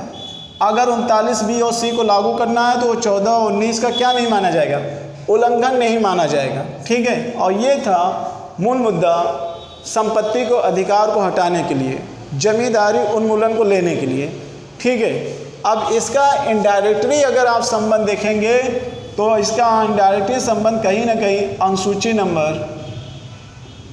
का कुछ अंश 9 से दिखाई देता है और इससे रिलेटेड समय समय पर कई संविधान संशोधन भी देखने को मिले हैं और उनमें से एक ये भी है, ठीक है। लेकिन इसमें इस बातों को लेकर ये जो संविधान संशोधन चल रहा था, ये आप कह सकते हैं एफआर बनाम नीति निर्देशक तत्व, एफआर बनाम नीति निर्देशक तत्व। तो इसमें कोई हर्ज नहीं होगा, क्योंकि इसमें राज्य ये चाह रहा था कि लोक कल्याणकारी कार्य करना है तो मुझे कुछ ऐसे कानून बनाने चाहिए जो एफआर का भले ही उल्लंघन करे, लेकिन अगर वो लोक कल्याणकारी है तो वो मुझे अवश्य बनाना चाहिए, ठीक है। तो इस तरीके से संविधान संशोधन चल रहे थे और ये दोनों संविधान संशोधन जो थे मित्र, ये 1971 में ही हुए। 1971 में ये संविधान संशोधन हुआ था। इस चीज़ को आप ध्यान में रखिएगा। मेन मुद्दा फंडामेंटल राइट और नीति निर्देशक तत्व को लेकर था, ठीक है, और संपत्ति के अधिकार को समाप्त करने के लेकर। लेकिन न तो अभी संपत्ति का अधिकार समाप्त हुआ है और न ही फंडामेंटल राइट में परिवर्तन करने के लिए कोई कानून बनाया जा रहा है। हाँ, उस पर ये सारे बहस सुप्रीम कोर्ट में चलते रहते हैं। सरकार और सुप्रीम कोर्ट में एक द्वंद्व चलता रहता है। आइए अगला हम संविधान संशोधन देख लेते हैं। अब अगला संविधान संशोधन अगर आप देखेंगे तो इसमें कुछ और है। जैसे आपने 24वां देख लिया, 26वां भी आप देख सकते हैं। अनुच्छेद नंबर 26वां, इसके तहत क्या था, इसके तहत जो देसी रियासतें संबंधित बातें, देसी रियासतें संबंधी जो बातें थी अनुच्छेद नंबर 362 में, तो 362 को तो समाप्त कर दिया गया क्योंकि कुछ भारत सरकार से देसी रियासतें जो राज्य थे उन्होंने समझौता किया था, तो उनके संदर्भ में कुछ बातें ऐसी थी जिनको समाप्त कर दिया। जो अंग्रेज़ों के समय लागू होता था वो आज़ाद के बाद लागू नहीं हुआ। इनके कुछ रियायतें देने के लिए अनुच्छेद नंबर 363 का को भी इसी तहत जोड़ा गया था। ये आप ध्यान में रखिएगा, ठीक है। इसके बाद एक संविधान संशोधन और आप देख लेते हैं, इम्पॉर्टेंट है। अनुच्छेद नंबर आप देखेंगे 28वां, ये कुछ इम्पॉर्टेंट यहाँ पर अनुच्छेद हैं, ये भी आप देख सकते हैं। अनुच्छेद नंबर 28वें के तहत जो सिविल सेवक होते हैं, इन सिविल सेवक के जो आयु थी 60 वर्ष से बढ़ाकर, ध्यान से सुनिएगा, 60 वर्ष से बढ़ाकर कितना कर दिया गया, 62 वर्ष। और ये किस में किया गया, तो संविधान संशोधन 28 के तहत जो सिविल सेवकों की आयु थी उसको बढ़ाकर कितना कर दिया गया, 60 से 62, ठीक है। तो ये भी एक इम्पॉर्टेंट है, इस चीज़ को भी आप ध्यान में रखिएगा। इसके बाद हम देखते हैं एक और है, इसमें देखते हैं इम्पॉर्टेंट है। देखिए 30वां संविधान संशोधन का संबंध किससे है, हाई कोर्ट से है, ये आप जरूर ध्यान रखिएगा। तो ये 3 संविधान संशोधन बहुत इम्पॉर्टेंट हाई कोर्ट से, 6, 15 और एक आपका जो है 23, ये हाई कोर्ट से रिलेटेड हैं, जो इनके अधिकार क्षेत्र से न्यायाधीशों की संख्या। हाँ, 30वां आप देख सकते हैं, 30वां संविधान संशोधन जो हाई कोर्ट से था, आपने 6वां 15वां पढ़ लिया। जो 30वां वो क्या था, इसमें ये कहा गया था कि इसके पहले जो 20,000 यानी कि जो केस की लागत 20,000 रुपये होगी, यानी कि 20,000 तक से रिलेटेड जो केस होंगे, उससे ऊपर होंगे, वही हाई कोर्ट में जाएंगे। उसके पहले वो केस हाई कोर्ट में नहीं जाएंगे। 20,000 से ऊपर जो हाई कोर्ट में जाएंगे, ऐसा पहले कहा गया था। लेकिन 30वें संविधान संशोधन के तहत इस चीज़ को क्या कर दिया गया, समाप्त कर दिया गया कि नहीं, अब ऐसी कोई बात नहीं होगी कि 20,000 से भी ऊपर जा सकते हैं केस, इससे केसों की संख्या बढ़ सकती है। इसलिए कुछ और कठोर प्रक्रिया इसके तहत लेकर आया गया। 20,000 से ऊपर केस होंगे तभी जाएंगे, ऐसा जो प्रावधान था वो 30वें संविधान संशोधन के तहत समाप्त कर दिया गया। क्लियर। तो ये 20,000 रुपये आप ध्यान में रखिएगा, 30वें संविधान संशोधन के तहत समाप्त कर दिया गया हाई कोर्ट में। अगला देख लेते हैं 31वां संविधान संशोधन, ये बहुत इंपॉर्टेंट है। अब यहीं पे देख लेते हैं। देखिए कुछ ऐसे संविधान संशोधन है जो सीटों की संख्या से, जैसे आप देखेंगे एक संविधान संशोधन 31वां और इसके बाद 42वां और 84वां, ये आप तीनों संविधान संशोधन जरूर याद करिएगा। आइए समझते हैं इस संविधान संशोधन के तहत क्या कहा गया। इस संविधान संशोधन के तहत, इसमें भी 1971 के आसपास, इस संविधान संशोधन के तहत ये कहा गया कि जो लोकसभा की सीटों की संख्या 525 थी, उससे 525 से बढ़ाकर 545 कर दिया गया। किस संविधान संशोधन के तहत, 31वें संविधान संशोधन के तहत। और 42वें संविधान संशोधन के तहत ये कहा गया कि 1971 के जनगणना के अनुसार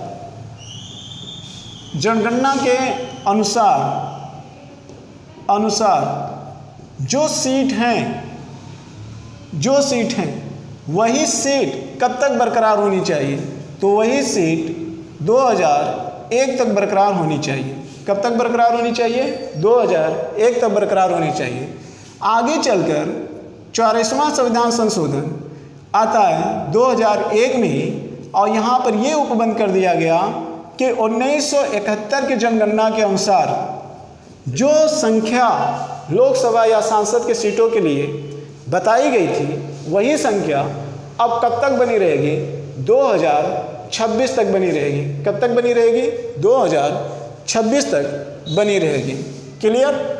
तो ये इम्पॉर्टेंट है, इनका डेट। अच्छा, ये कब आया था, तो ये आप याद करिएगा कि 1976 में 42वां संविधान संशोधन आया था, और उसमें ये चीज़ें यहाँ पे क्या कर दी गई थी, निर्धारित की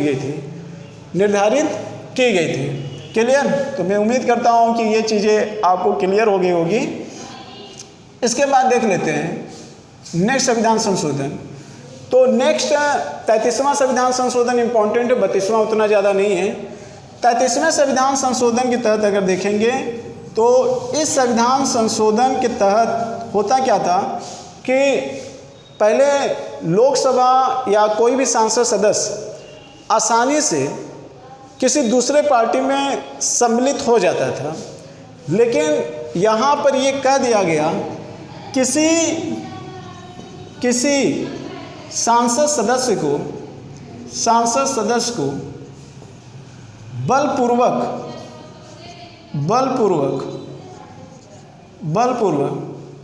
किसी अन्य पार्टी में शामिल नहीं किया जा सकता है, अन्य पार्टी में शामिल नहीं किया जा सकता है। अब बलपूर्वक का मतलब यहाँ पर कई तरीके से तात्पर्य है। ऐसा भी हो सकता है, पैसे भी देकर किसी को लालच देकर अट्रैक्शन करना, वो भी तो बल है। और वो बल कौन है? धन बल है। ठीक है, यहाँ भी यह कह दिया गया कि अगर आप पार्टी छोड़ रहे हो तो आप लोकसभा अध्यक्ष और जो राज्यसभा का अध्यक्ष यानी सभापति है उससे परामर्श लेना होगा और जवाब देना होगा कि आप क्यों जा रहे हो। किसी भी तरीके का बहाना नहीं चलेगा। अपने त्यागपत्र का स्पष्टीकरण, छोड़ने का स्पष्टीकरण यहाँ पर देना पड़ेगा। क्लियर? तो इस तरीके से 33वां संविधान संशोधन आपने देख लिया। अगला हम देख लेते हैं। बाकी मैंने 34वां बताया था आपको कि वह किससे संबंधित है, तो भूमि सुधार से संबंधित है। इसके बाद इम्पोर्टेंट 2 संविधान संशोधन है, 35वां और 36वां संविधान संशोधन। तो आप जानते हैं 36वां 1975 और ये 1974 में था। यहाँ पर 35वें की तहत सिक्किम को स्वराज्य का दर्जा बनाया गया। सिक्किम को स्वराज्य का दर्जा बनाया गया और आगे चलकर 36वें संविधान संशोधन के तहत इसी सिक्किम को पूर्ण राज्य का क्या कर दिया गया? पूर्ण राज्य का दर्जा प्रदान कर दिया गया। पूर्ण राज्य का दर्जा प्रदान कर दिया गया किस संविधान संशोधन के तहत? 36वें संविधान संशोधन के तहत। क्लियर? अब हम आते हैं, आगे देख लेते हैं। और आगे ये भी इम्पोर्टेंट है, 38वां संविधान संशोधन। यहाँ हम 37वां नहीं देखेंगे, 38वां संविधान संशोधन देख लेते हैं, ये इम्पोर्टेंट है। देखिए 38वां संविधान संशोधन के तहत क्या कहा गया? 2 बातें। पहली बात, जो राष्ट्रपति के द्वारा आपात की उद्घोषणा की जाती है, आपात, और जो अध्यादेश जारी किया जाता है, अध्यादेश, इन दोनों की न्यायिक समीक्षा नहीं होगी। पहले होती थी, लेकिन यहाँ भी यह कह दिया गया कि अब इनकी न्यायिक समीक्षा नहीं होगी। अब इनकी न्यायिक समीक्षा नहीं होगी, ये 38वें संविधान संशोधन के तहत बताया जाता है। क्लियर? किस संविधान संशोधन के तहत? तो 38वें संविधान संशोधन के तहत ये बातें होती हैं। इसके बाद 29वां संविधान संशोधन। 29वें संविधान संशोधन में भी याद कर लीजिए आप, 29वें संविधान संशोधन में 4 पद, राष्ट्रपति और उपराष्ट्रपति, राष्ट्रपति, उपराष्ट्रपति और यहाँ पर पीएम, लोकसभा अध्यक्ष। अब इनके संबंधित जो मामले होंगे, ठीक है, इनके संबंधित जो भी निर्वाचन संबंधी जो मामले होंगे, इन निर्वाचन संबंधित न्यायालय में चुनौती नहीं दी जा सकती है। न्यायालय में चुनौती नहीं दी जा सकती है। तो न्यायालय में चुनौती नहीं दी जा सकती है, इस बात का उपबंध किस में किया गया? तो 39वें अनुच्छेद में किया गया। क्लियर? अब देख लेते हैं। अब अगला इम्पॉर्टेंट जो संविधान संशोधन है मित्र, वो वेरी मोस्ट इम्पॉर्टेंट है, और वो है 42वां संविधान संशोधन। आइए देख लेते हैं। इसमें बहुत बदलाव किए गए थे और उन सारे बदलावों को हम यहाँ पर देखेंगे। ठीक है, आइए देखिए 42वें संविधान संशोधन के तहत क्या क्या बदलाव किए गए थे। तो 42वें संविधान संशोधन में कई बदलाव किए गए थे, उन सारे बदलावों को हम देखते हैं। ठीक है, पहली बात, इसमें ऐसा कहा जाता है 52 अनुच्छेद, इसमें 52 अनुच्छेद में बदलाव किए गए थे और 14 अनुच्छेद जोड़े गए थे और इसमें 2 भाग भी जोड़ा गया था, 2 भाग जोड़ा गया था। इन्हीं कारणों की वजह से इस 42वें संविधान को लघु संविधान के नाम से भी जाना जाता है। लघु संविधान के नाम से भी जाना जाता है। क्लियर? तो इनको लघु संविधान के नाम से भी जाना जाता है। किस संविधान संशोधन के तहत? 42वें संविधान संशोधन के तहत ये सारी चीज़ें जोड़ी गई और इनको लघु संविधान के नाम से भी जाना जाता है। ठीक है, धैर्य बनाकर सुनिएगा, यहाँ से क्वेश्चन बहुत इंपॉर्टेंट आते हैं। तो कौन कौन से पॉइंट है? और ये संशोधन 1976 में हुआ था, इंदिरा गांधी की सरकार थी। पहला चीज़ इसमें आप देखिए, जो लोकसभा का कार्यकाल था, यहाँ पे जो कार्यकाल था वो कार्यकाल यहाँ पर 5 वर्ष से बढ़ाकर 6 वर्ष कर दिया गया। पहला पॉइंट लोकसभा का कार्यकाल 5 वर्ष से 6 वर्ष कर दिया गया। अगला इसमें ये था कि राज्य सूची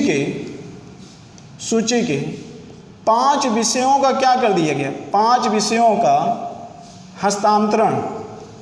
हस्तांतरण किस में कर दिया गया? समवर्ती सूची में। दूसरा पॉइंट समवर्ती सूची में किया गया था, जिसमें वन था, परिवार नियोजन था, जनसंख्या था, शिक्षा था। ये सारी चीज़ें किस संविधान संशोधन के तहत किया गया? तो 42वें संविधान संशोधन के तहत किया गया था। इस चीज़ को भी आप ध्यान में रखिएगा। क्लियर?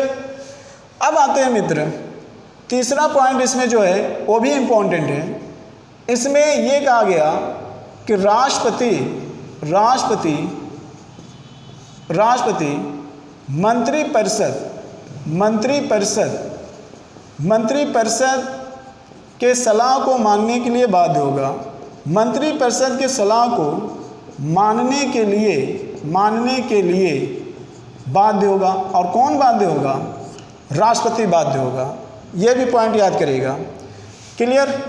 और इसके संदर्भ में जो और अनुच्छेद में बदलाव किए, जैसे चौथे पॉइंट में हम देखेंगे नीति निर्देशक तत्व। अब नीति निर्देशक तत्व के कुछ अनुच्छेद हैं। इस नीति निर्देशक तत्व में भी काफ़ी बदलाव किए गए थे।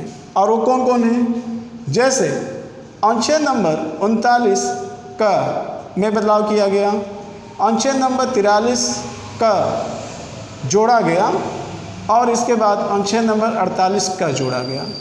ये नीति निर्देशक तत्व में 3 अन्य जो अनुच्छेद जोड़े गए वह भी 42वें संविधान संशोधन के ही तहत जोड़े गए थे। क्लियर? अगला 42वें संविधान संशोधन के तहत जो इम्पोर्टेंट चीज़ है वह यह है कि यहाँ पर जो समाजवादी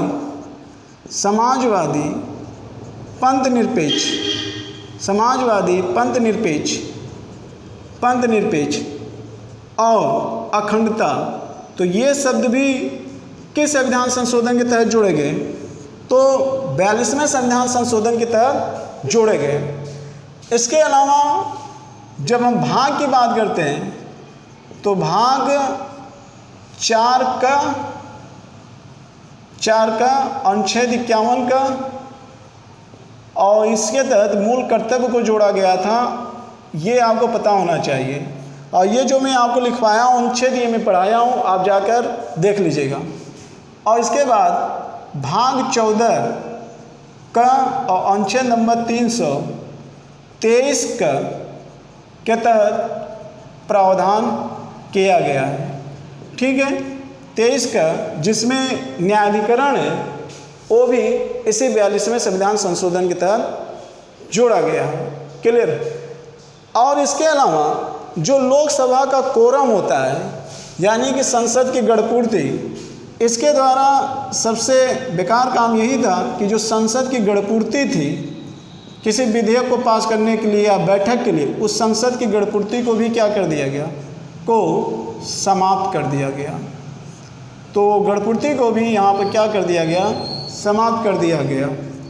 और इसमें एक और इम्पोर्टेंट बात की गई कि नीति निर्देशक, ध्यान से सुनिएगा, नीति निर्देशक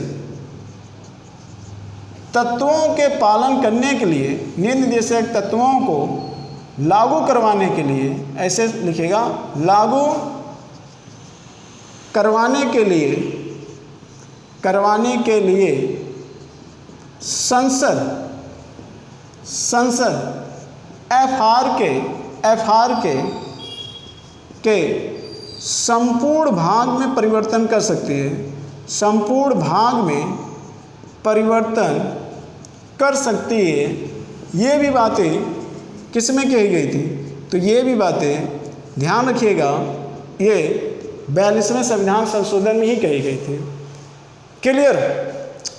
तो ये चीज़ें आप ध्यान से सुनिएगा और इस चीज़ को नोट भी करते चलिएगा, ठीक है। अगर आप 42वें संविधान संशोधन को इतने तरीके से अगर पढ़ लेते हैं, इतने पॉइंट को अगर आप पढ़ ले रहे हैं, तो मुझे नहीं लगता है कि आप यहाँ से एक भी क्वेश्चन गलत करोगे। इसके अलावा अन्य और बहुत सारी बातें हैं, जैसे 42वें संविधान संशोधन में जो आप देखते हैं कि आपातकाल से रिलेटेड कि 6 महीने तक लागू रहेगा, ये सारी जैसे बातें भी इसमें कही गई हैं। लेकिन ये इम्पॉर्टेंट पॉइंट है जो आपको हमेशा याद होना चाहिए, और मैं उम्मीद करता हूँ कि ये चीज़ें आपको याद रहेगी। क्लियर? ध्यान से सुनिएगा, ये बहुत इम्पॉर्टेंट था, ठीक है, इसको ज़रूर याद करिएगा। जितने भी संविधान संशोधन है, सारे संविधान संशोधन में सबसे इम्पॉर्टेंट यही माना जाता है। आइए हम देख लेते हैं 44वां संविधान संशोधन, जो इसमें ढेर सारी चीज़ें लागू की गई थी, उन्हीं में से ढेर सारी चीज़ों को क्या कर दिया गया, समाप्त कर दिया गया, या इसमें कुछ बदलाव किए गए, और कौन से बदलाव किए गए, कौन चीज़ें समाप्त करके फिर लागू की गई, वो सारी चीज़ें आइए हम देख लेते हैं। क्लियर? तो ये चीज़ें आपको ध्यान में रहनी चाहिए। अब देख लेते हैं। देखिए यहाँ पर एक था कि राष्ट्रीय आपात आंतरिक विद्रोह के आधार पर भी लगाया गया था, वो भी ध्यान में रखिएगा। आइए 44वां संविधान संशोधन देख लेते हैं। 44वां संविधान संशोधन, और ये संविधान संशोधन बहुत इम्पोर्टेंट है। 44वां जो संविधान संशोधन है, इसमें भी कुछ बातें आप याद रखिएगा। तो यहाँ पे जो कार्यकाल था, कार्यकाल किसका कार्यकाल? लोकसभा का कार्यकाल जो था, वो लोकसभा का कार्यकाल यहाँ पर 6 वर्ष से घटाकर 5 वर्ष कर दिया गया। 6 वर्ष से घटाकर 5 वर्ष कर दिया गया, ये आपको पता होना चाहिए। दूसरा पॉइंट ये था कि इसी संविधान संशोधन के तहत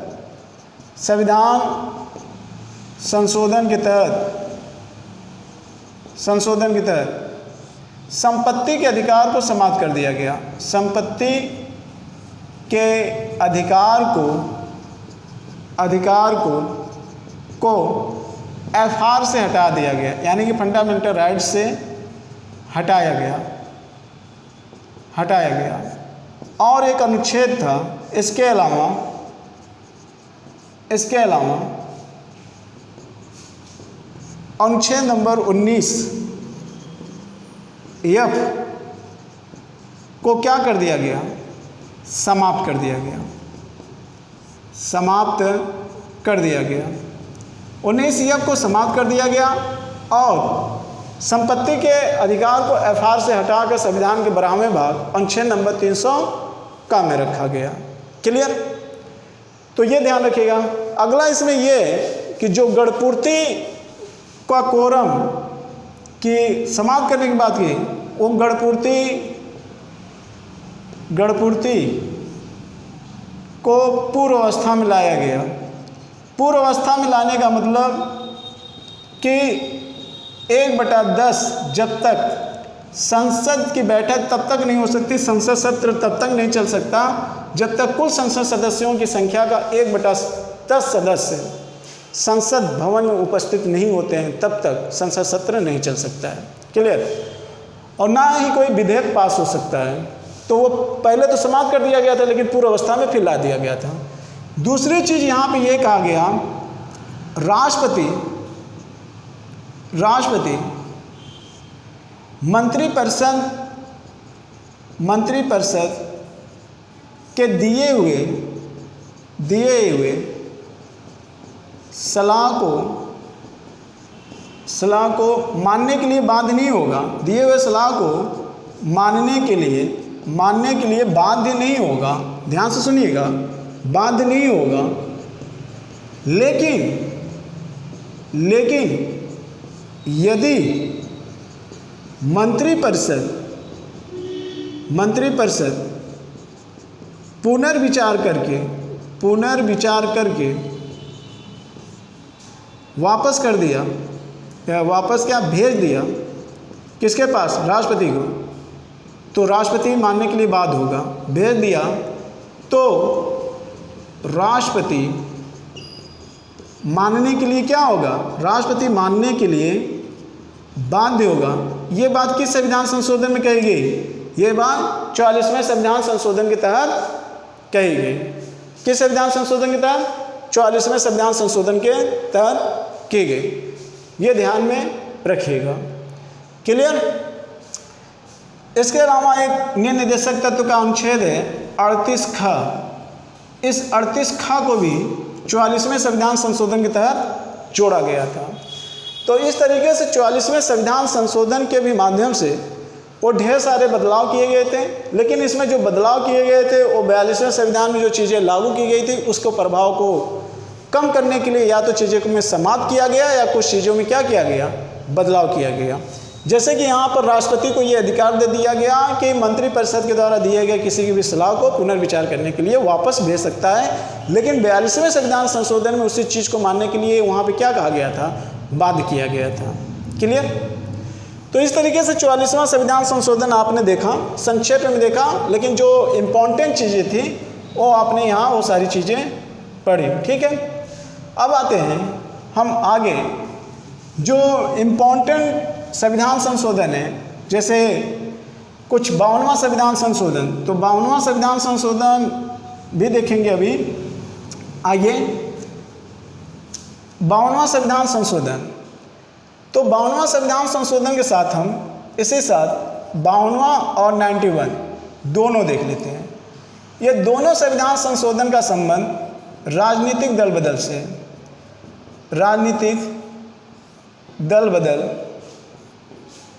दल बदल विरोधी कानून से, दल बदल विरोधी कानून से, ये आप यहाँ पे ध्यान में रखिएगा कि दल बदल विरोधी कानून से 52 और 97। अब इसमें देखिए क्या कहा गया है। पहली चीज़, इसके तहत 52 के तहत अनुसूची 10 को जोड़ा गया। ये आपको भूलना नहीं चाहिए, अनुसूची 10 को जोड़ा गया और ये जोड़ा गया 1985 में जोड़ा गया। ठीक है, तो 92वें संविधान संशोधन के तहत ये कहा गया था कि एक्चुअली में ये आया क्यों था? एक्चुअली में ये आया था कि कोई नियम न होने के कारण कोई भी पार्टी का सदस्य दूसरे पार्टी में आसानी से चला जाता था और उसकी सदस्यता रद्द नहीं होती थी। तो 92वें संविधान के तहत ये रूल आ गया कि ऐसा है कि बिना कुल सदस्य, यानी कि पार्टी के जितने सदस्य हैं, यदि एक तिहाई सदस्य यदि जा रहे हैं, उनके साथ आप जा रहे हैं, तब तो सदस्यता नहीं रद्द होगी। लेकिन अगर कोई एक व्यक्ति चला गया उस पार्टी से तो उसकी सदस्यता क्या हो जाएगी? रद्द हो जाएगी, वह अयोग्य घोषित हो जाएगा। और 91वें संविधान संशोधन के तहत और बड़ा बदलाव कर दिया गया। कहा एक तिहाई नहीं है, अब जब पूरी पार्टी किसी दूसरे पार्टी से गठबंधन कर ले या विलय कर ले तभी आप जा सकते हो, अदरवाइज आप नहीं जा सकते हो। यानी कि पूरी पार्टी के विलय होने के बाद ही आप जा सकते हो, अदरवाइज नहीं जा सकते हो। तो ये राजनीतिक दल बदल विरोधी कानून था। और एक चीज़ इसमें और ला दिया गया 91वें संविधान संशोधन के तहत ये कहा गया कि जितना भी लोकसभा के सदस्य संख्या होंगे उनके मंत्रिपरिषद का लगभग 15% सदस्य ही रहेंगे, और जहाँ पर 40 सदस्य हैं उनके राज्यों में जहाँ पर 40 सदस्य हैं, राज्यों की मैं बात कर रहा हूँ, जिस राज्य में विधानसभा के 40 सदस्य हैं वहाँ उनकी संख्या कितनी निर्धारित कर दी गई? 12 निर्धारित कर दी गई। कितनी निर्धारित कर दी गई? 12 निर्धारित की गई। और लोकसभा में कुल सदस्यों की संख्या का 15% मंत्री परिषद होंगे, ये निर्धारित कर दिया गया। ये सारी चीज़ें किस संविधान संशोधन के तहत आई? तो 91वें संविधान संशोधन के तहत आई थी। क्लियर? 91वें संविधान संशोधन के तहत आई थी। ये बातें आप ध्यान में रखिएगा। आइए अब मैं आगे देख ले रहा हूँ। तो ये बात होगी 52। अब देख लेते हैं कि जो अगला संविधान संशोधन है वह कौन सा संविधान संशोधन है। तो वीडियो तो लंबा जरूर हो रहा होगा, लेकिन आप इसको कोशिश करिएगा पूरा देखने के लिए, ताकि एक बार में ही आपके जितने भी इम्पोर्टेंट संविधान संशोधन है वो सारे समाप्त हो जाएं। क्लियर? आइए देखते हैं 56वां संविधान संशोधन। ठीक है, ध्यान से सुनिएगा। 55वां संविधान संशोधन के तहत तो अरुणाचल प्रदेश को पूर्ण राज्य का दर्जा मिला, अरुणाचल प्रदेश को जोड़ा गया। और 56वें संविधान संशोधन के तहत 1987 में गोवा को पूर्ण राज्य का दर्जा मिला। किसको? गोवा को पूर्ण राज्य का दर्जा मिला, ये ध्यान में रखिएगा। तो ये इस तरीके से 56वां संविधान संशोधन आपका यहाँ पे हो गया। एक इम्पॉर्टेंट है 58वां संविधान संशोधन। इसमें ये कहा गया कि जो संविधान है उस संविधान को प्रमाणित करिए। किस भाषा में? संविधान को प्रमाणित हिंदी भाषा में इसका संकलन करिए। ठीक है, हिंदी भाषा में संकलन करने की बात प्रमाणित रूप से कब आई थी? तो ये बात आई थी 98वें संविधान संशोधन के तहत। तो 98वें संविधान का संशोधन संविधान को प्रमाणित से लेकर हिंदी भाषा में संकलन करने से रिलेटेड है, ये ध्यान में रखिएगा। ठीक है, मोटी मोटा। इसके बाद नेक्स्ट देख लेते हैं। 98वां के बाद एक संविधान संशोधन आता है 61वां। 61वां संविधान संशोधन कई बार पूछा गया है। तो 61वें संविधान संशोधन के तहत क्या कहा गया है कि 61वां संविधान संशोधन 1989 में, और इसमें मताधिकार की जो एज थी वो 21 वर्ष से घटाकर कितना कर दिया गया? 21 वर्ष से घटाकर 18 वर्ष कर दिया गया। कितना कर दिया गया? 18 वर्ष कर दिया गया। ये आपको पता होना चाहिए। क्लियर? अब 61वां के बाद आप देख लेते हैं कि इसमें जो नेक्स्ट संविधान संशोधन है, एक है 65वां संविधान संशोधन। वेरी इंपॉर्टेंट है ये 65वां संविधान संशोधन, और इसी साथ हम 89वां भी देख ले रहे हैं। तो ध्यान से देखिएगा कि कुछ ऐसे संविधान संशोधन हैं जो मैं आगे न चर्चा करने के बजाय हम पहले ही चर्चा कर दे रहे हैं, क्योंकि को रिलेटेड है। ठीक है, ये आपको थोड़ा से समझने में बहुत दिक्कत होती है। अगर हम आगे 89वां बोलते हैं और पहले 65वां बोल देते हैं तो आपको दिक्कत होती है, लेकिन दोनों एक साथ यहाँ मैं बोल दे रहा हूँ तो इसको समझने में आपको क्या होगी? काफ़ी ज़्यादा आसानी होगी। आइए 65वां संविधान संशोधन के तहत 1990 में, कब? 1990 में अनुच्छेद नंबर 338 को जोड़ा गया। और इसमें क्या था? इसके तहत SC और ST दोनों आयोग की स्थापना की गई यहाँ पर। तो एक साथ दोनों की आयोग की स्थापना की। आगे चलकर 89वें संविधान संशोधन के तहत 2003 में इन दोनों को पृथक कर दिया गया। दोनों को पृथक करने का मतलब कि यहाँ पर ST आयोग की क्या किया गया? गठन किया गया। 2003 में अनुसूचित जनजाति आयोग का क्या किया गया? अनुसूचित जनजाति आयोग का गठन किया गया। ये आप मत भूलिएगा। क्लियर? तो ये कुछ रिलेटेड चीज़ें हैं। और यहीं पर आप देखेंगे एक संविधान संशोधन 102 संविधान संशोधन के तहत अनुच्छेद नंबर 338 ख में एक आयोग गठित किया गया और इसको बोला जाएगा पिछड़ा वर्ग आयोग। तो पिछड़ा वर्ग आयोग को संवैधानिक रूप से मान्यता कब मिली? तो संवैधानिक रूप से मान्यता अनुच्छेद नंबर 338 का और किस संविधान संशोधन के तहत? तो 102वें संविधान संशोधन के तहत। क्लियर? आइए अगला पॉइंट देख लेता हूं मैं। ये हो गया 61वां संविधान संशोधन, और आपने 65वां भी देख लिया, 89वां भी देख लिया, 102 भी देख लिया। ठीक है, तो ये सब इम्पोर्टेंट हैं, ध्यान रखिएगा, ये सारे इम्पोर्टेंट हैं। इसके बाद भाषा से रिलेटेड मैंने आपको बता ही दिया। इसके बाद आप देखेंगे एक संविधान संशोधन 69 आपको आता है, तो वो भी याद करिएगा।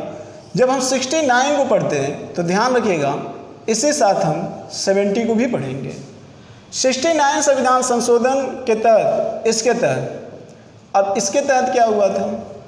इसके तहत जो दिल्ली है, इस दिल्ली को केंद्र शासित राज्य के रूप में जोड़ा गया। केंद्र शासित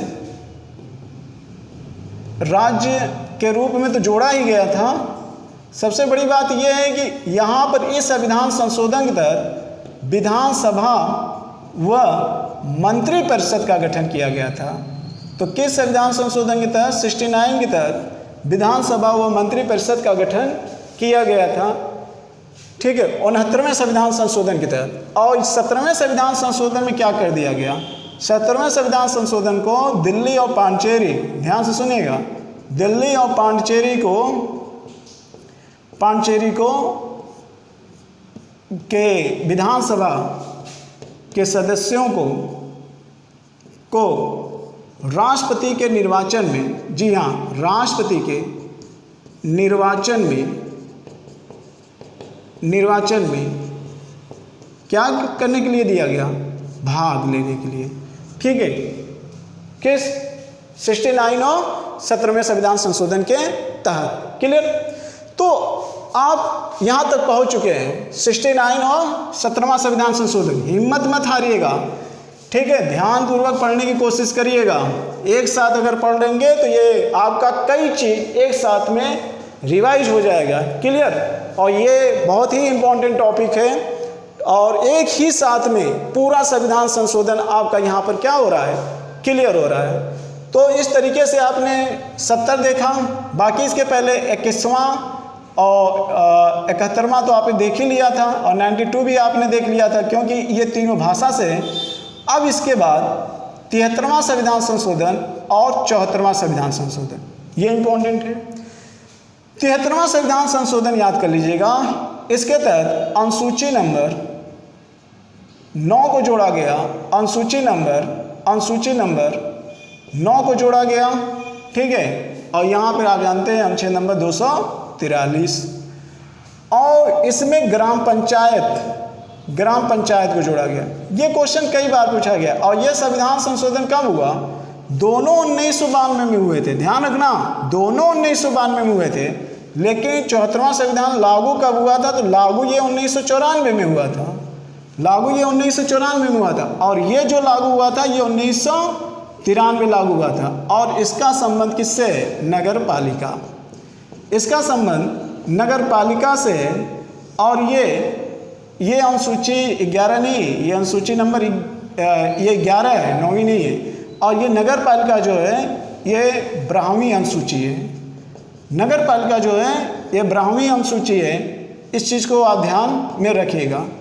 तो इस तरीके से 73वां संविधान संशोधन कब हुआ, कब लागू हुआ, और इसका संबंध किस अनुसूची से, ध्यान में रखिएगा। और ये 74वां संविधान संशोधन ही अनुसूची की सबसे लास्ट अनुसूची को शो करता है। तो 74वें संविधान संशोधन के माध्यम से सबसे लास्ट अनुसूची जोड़ी गई थी, ये मत भूलिएगा।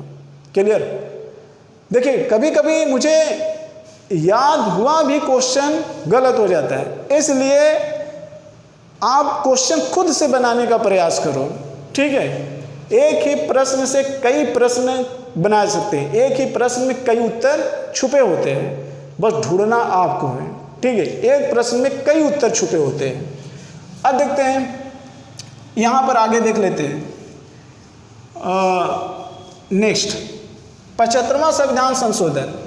तो मित्र 75वां संविधान संशोधन के तहत इसमें एक न्यायाधिकरण अनुच्छेद नंबर 323 ख जोड़ा गया था और इसमें किराएदार और मकान मालिक के बीच जो विवाद होते हैं उन विवादों के निपटारने के लिए एक न्यायाधिकरण का गठन किया जाता है और उसका उपबंध अनुच्छेद नंबर 323 ख में किया गया है। और इसको किस संविधान संशोधन के तहत जोड़ा गया? तो 75वें संविधान संशोधन के तहत जोड़ा गया। क्लियर? अब आते हैं 75वां संविधान संशोधन हो गया और 75वां के बाद आपने इसके पहले 84वां भी पढ़ लिया था, 84वां आपने पढ़ ही लिया था, 89 भी आपने पढ़ चुका था। अब है 86वां संविधान संशोधन, वेरी मोस्ट इंपॉर्टेंट 86वां संविधान संशोधन। ये संविधान संशोधन 2002 में हुआ था और इसमें कुछ बातें कही गई हैं। जैसे इसमें पहला चीज़ 11वां मूल कर्तव्य जोड़ा गया। 11वां मूल कर्तव्य ये आपको याद होना चाहिए 86वां संविधान संशोधन। और एफ आर के अनुच्छेद नंबर 21 का में 6 से 14 वर्ष के बच्चों के लिए 6 से 14 वर्ष के बच्चों के लिए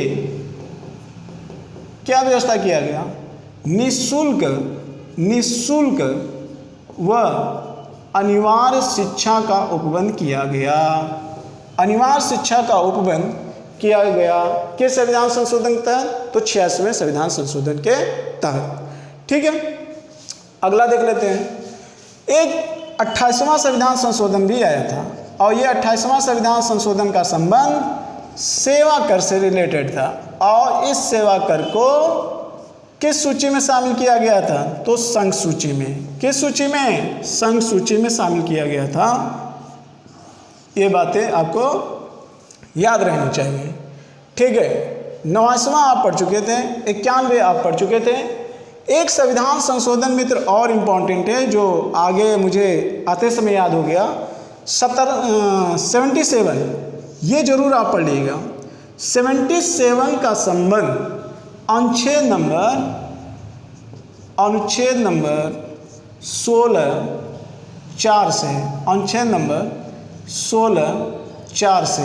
ठीक है, और इसमें एक अनुच्छेद है जो अभी लेटेस्ट जुड़ा हुआ था संविधान संशोधन 103, इसका भी संबंध अनुच्छेद नंबर 16(4) से है। ठीक है, लेकिन ये किसकी बात करता है? रोजगार की बात करता है, आरक्षण की बात करता है आर्थिक क्षेत्र में। तो ये थोड़ा सा ध्यान रखना, आर्थिक क्षेत्र में ये आरक्षण की बात किया था 77वें में अनुच्छेद नंबर 4 में फंडामेंटल राइट में जो एससी और एसटी हैं इनके प्रोन्नति के लिए और रोजगार में आरक्षण के लिए ये बातें कही गई थी 17वें संविधान संशोधन के तहत। और 103 में इसमें जो जनरल कैटेगरी हैं उनके आरक्षण के संदर्भ में बात की गई थी। तो 103 के तहत में दोनों में बदलाव किया गया।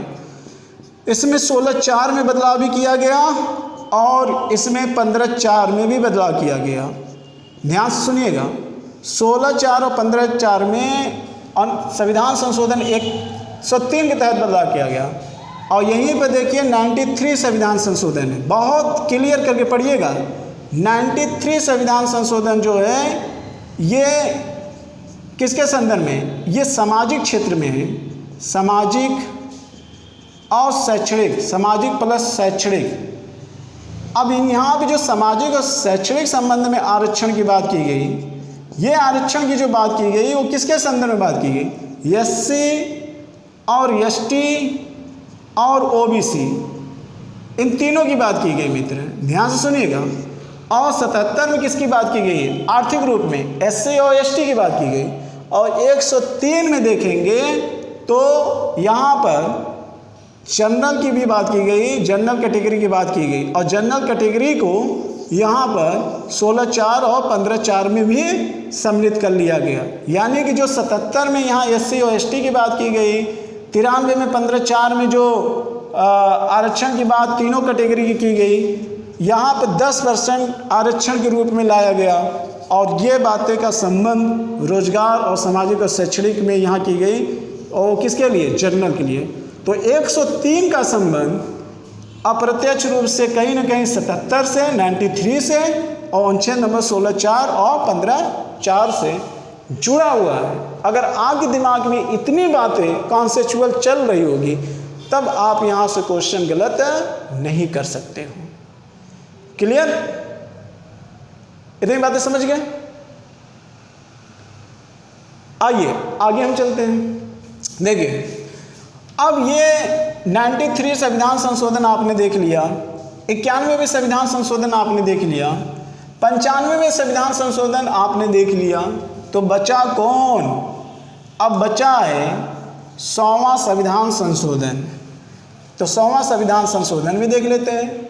100वां संविधान संशोधन में आप क्या देखोगे? 100वां संविधान संशोधन में आप जानते हो बांग्लादेश और पश्चिम बंगाल, इन दोनों में भूमि संबंधित क्या हुआ था? समझौता हुआ था।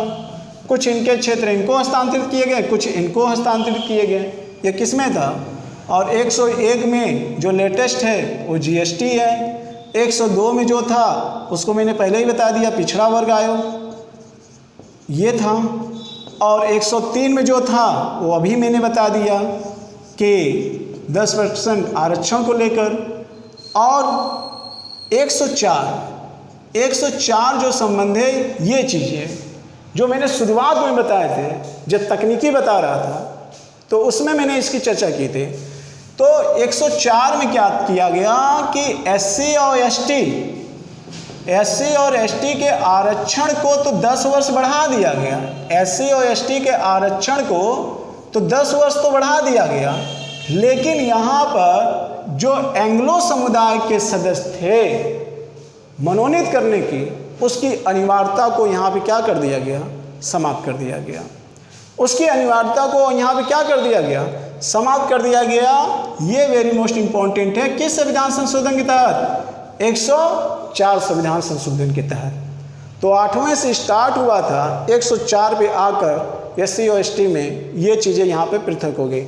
और वहाँ पर 8वां संविधान संशोधन याद करो, और इसके बीच में और कई संविधान संशोधन मैंने कोरिलेटेड किए थे। वहाँ पे भी एससी और एसटी की बात, एंग्लो समुदाय की बात की गई थी, और ये तब तक चली आई। आया कब समाप्त हुआ? 104। इसके बाद देखेंगे यहाँ पर जो संविधान संशोधन है, जो संविधान संशोधन है वह 105 है, और संविधान संशोधन विधेयक 127 है। और 105 के तहत अगर आप देखेंगे तो इसमें क्या किया गया? इसमें ये किया गया, सुन लीजिए, इसमें ये किया गया कि अब जो राज्य हैं और राज्य अपने जातियों में जो ओबीसी, यानी कि उसको ओबीसी के अंतर्गत कौन कौन से जाति आते हैं और उन जातियों के लिए आरक्षण कितना होना चाहिए, इस आरक्षण के संदर्भ में उपबंध किया गया है। तो पहली चीज, ओबीसी के अंतर्गत आने वाले जात की कैटेगरी निर्धारित करना, ये राज्य का दायित्व हो जाएगा, ये राज्य सूची का विषय हो गया। और इनके आरक्षण भी कितना मिलना चाहिए, अब ये केंद्र सरकार नहीं तय करेगा, ये कौन करेगा? राज्य सरकार ही तय करेगा। और कौन सी जाति इसमें शामिल होगी वो कौन तय करेगा? और राज्य सरकार ही तय करेगा। क्लियर? तो ये जातियों को लेकर ओबीसी से संबंधित है, ठीक है, इनके जातियों को लेकर ओबीसी से संबंधित है, वह आरक्षण से संबंधित है। कौन सा संविधान संशोधन? 137वां संविधान संशोधन विधेयक और 105वां संविधान संशोधन। क्लियर? वीडियो थोड़ा से फास्ट जरूर हुआ होगा निश्चित रूप से, लेकिन अगर आपने इस वीडियो को पूरी तरीके से 1-2 बार आपने इसको देख लिया, 2 बार अगर आपने इसको कम से कम देख लिया और ध्यानपूर्वक अगर आपने देखा, तो ये मान के चलिए कि संविधान संशोधन जो आप याद करते हो तुरंत भूल जाते हो, वो आप नहीं भूलोगे। और जिस तरीके से मैंने बताया है उस तरीके से न केवल आपका संविधान संशोधन तैयार होगा, बल्कि उस तरीके से आपके संविधान का लगभग इम्पॉर्टेंट 20% भाग क्लियर हो जाएगा। क्लियर? तो आप ये मान के चलो या आप इस पर पूरी तरीके से विश्वास करो कि जब तक आप संविधान में समस्त भागों को नहीं पढ़ लेते हैं तब तक संविधान संशोधन को क्लियर करना आपके लिए आसान नहीं होगा। संविधान संशोधन को पढ़ने से पहले ये जरूरी बन जाता है कि संविधान में जो अन्य भाग हैं इसके पीछे वाले, उसको आप अच्छे तरीके से पढ़ोगे, तब मेरे द्वारा जो बताई गई चीज़ है वो आप अच्छे से समझोगे और आपका वो कॉन्सेप्ट पूरी तरीके से क्लियर होगा। ठीक है मित्रों, तो मैं उम्मीद करता हूँ कि आपको ये वीडियो अच्छा लगा होगा। नेक्स्ट टाइम एक नए वीडियो के साथ फिर हम मिलेंगे। इसी के साथ मुझे इजाज़त दीजिए। जय भारत, जय हिंद।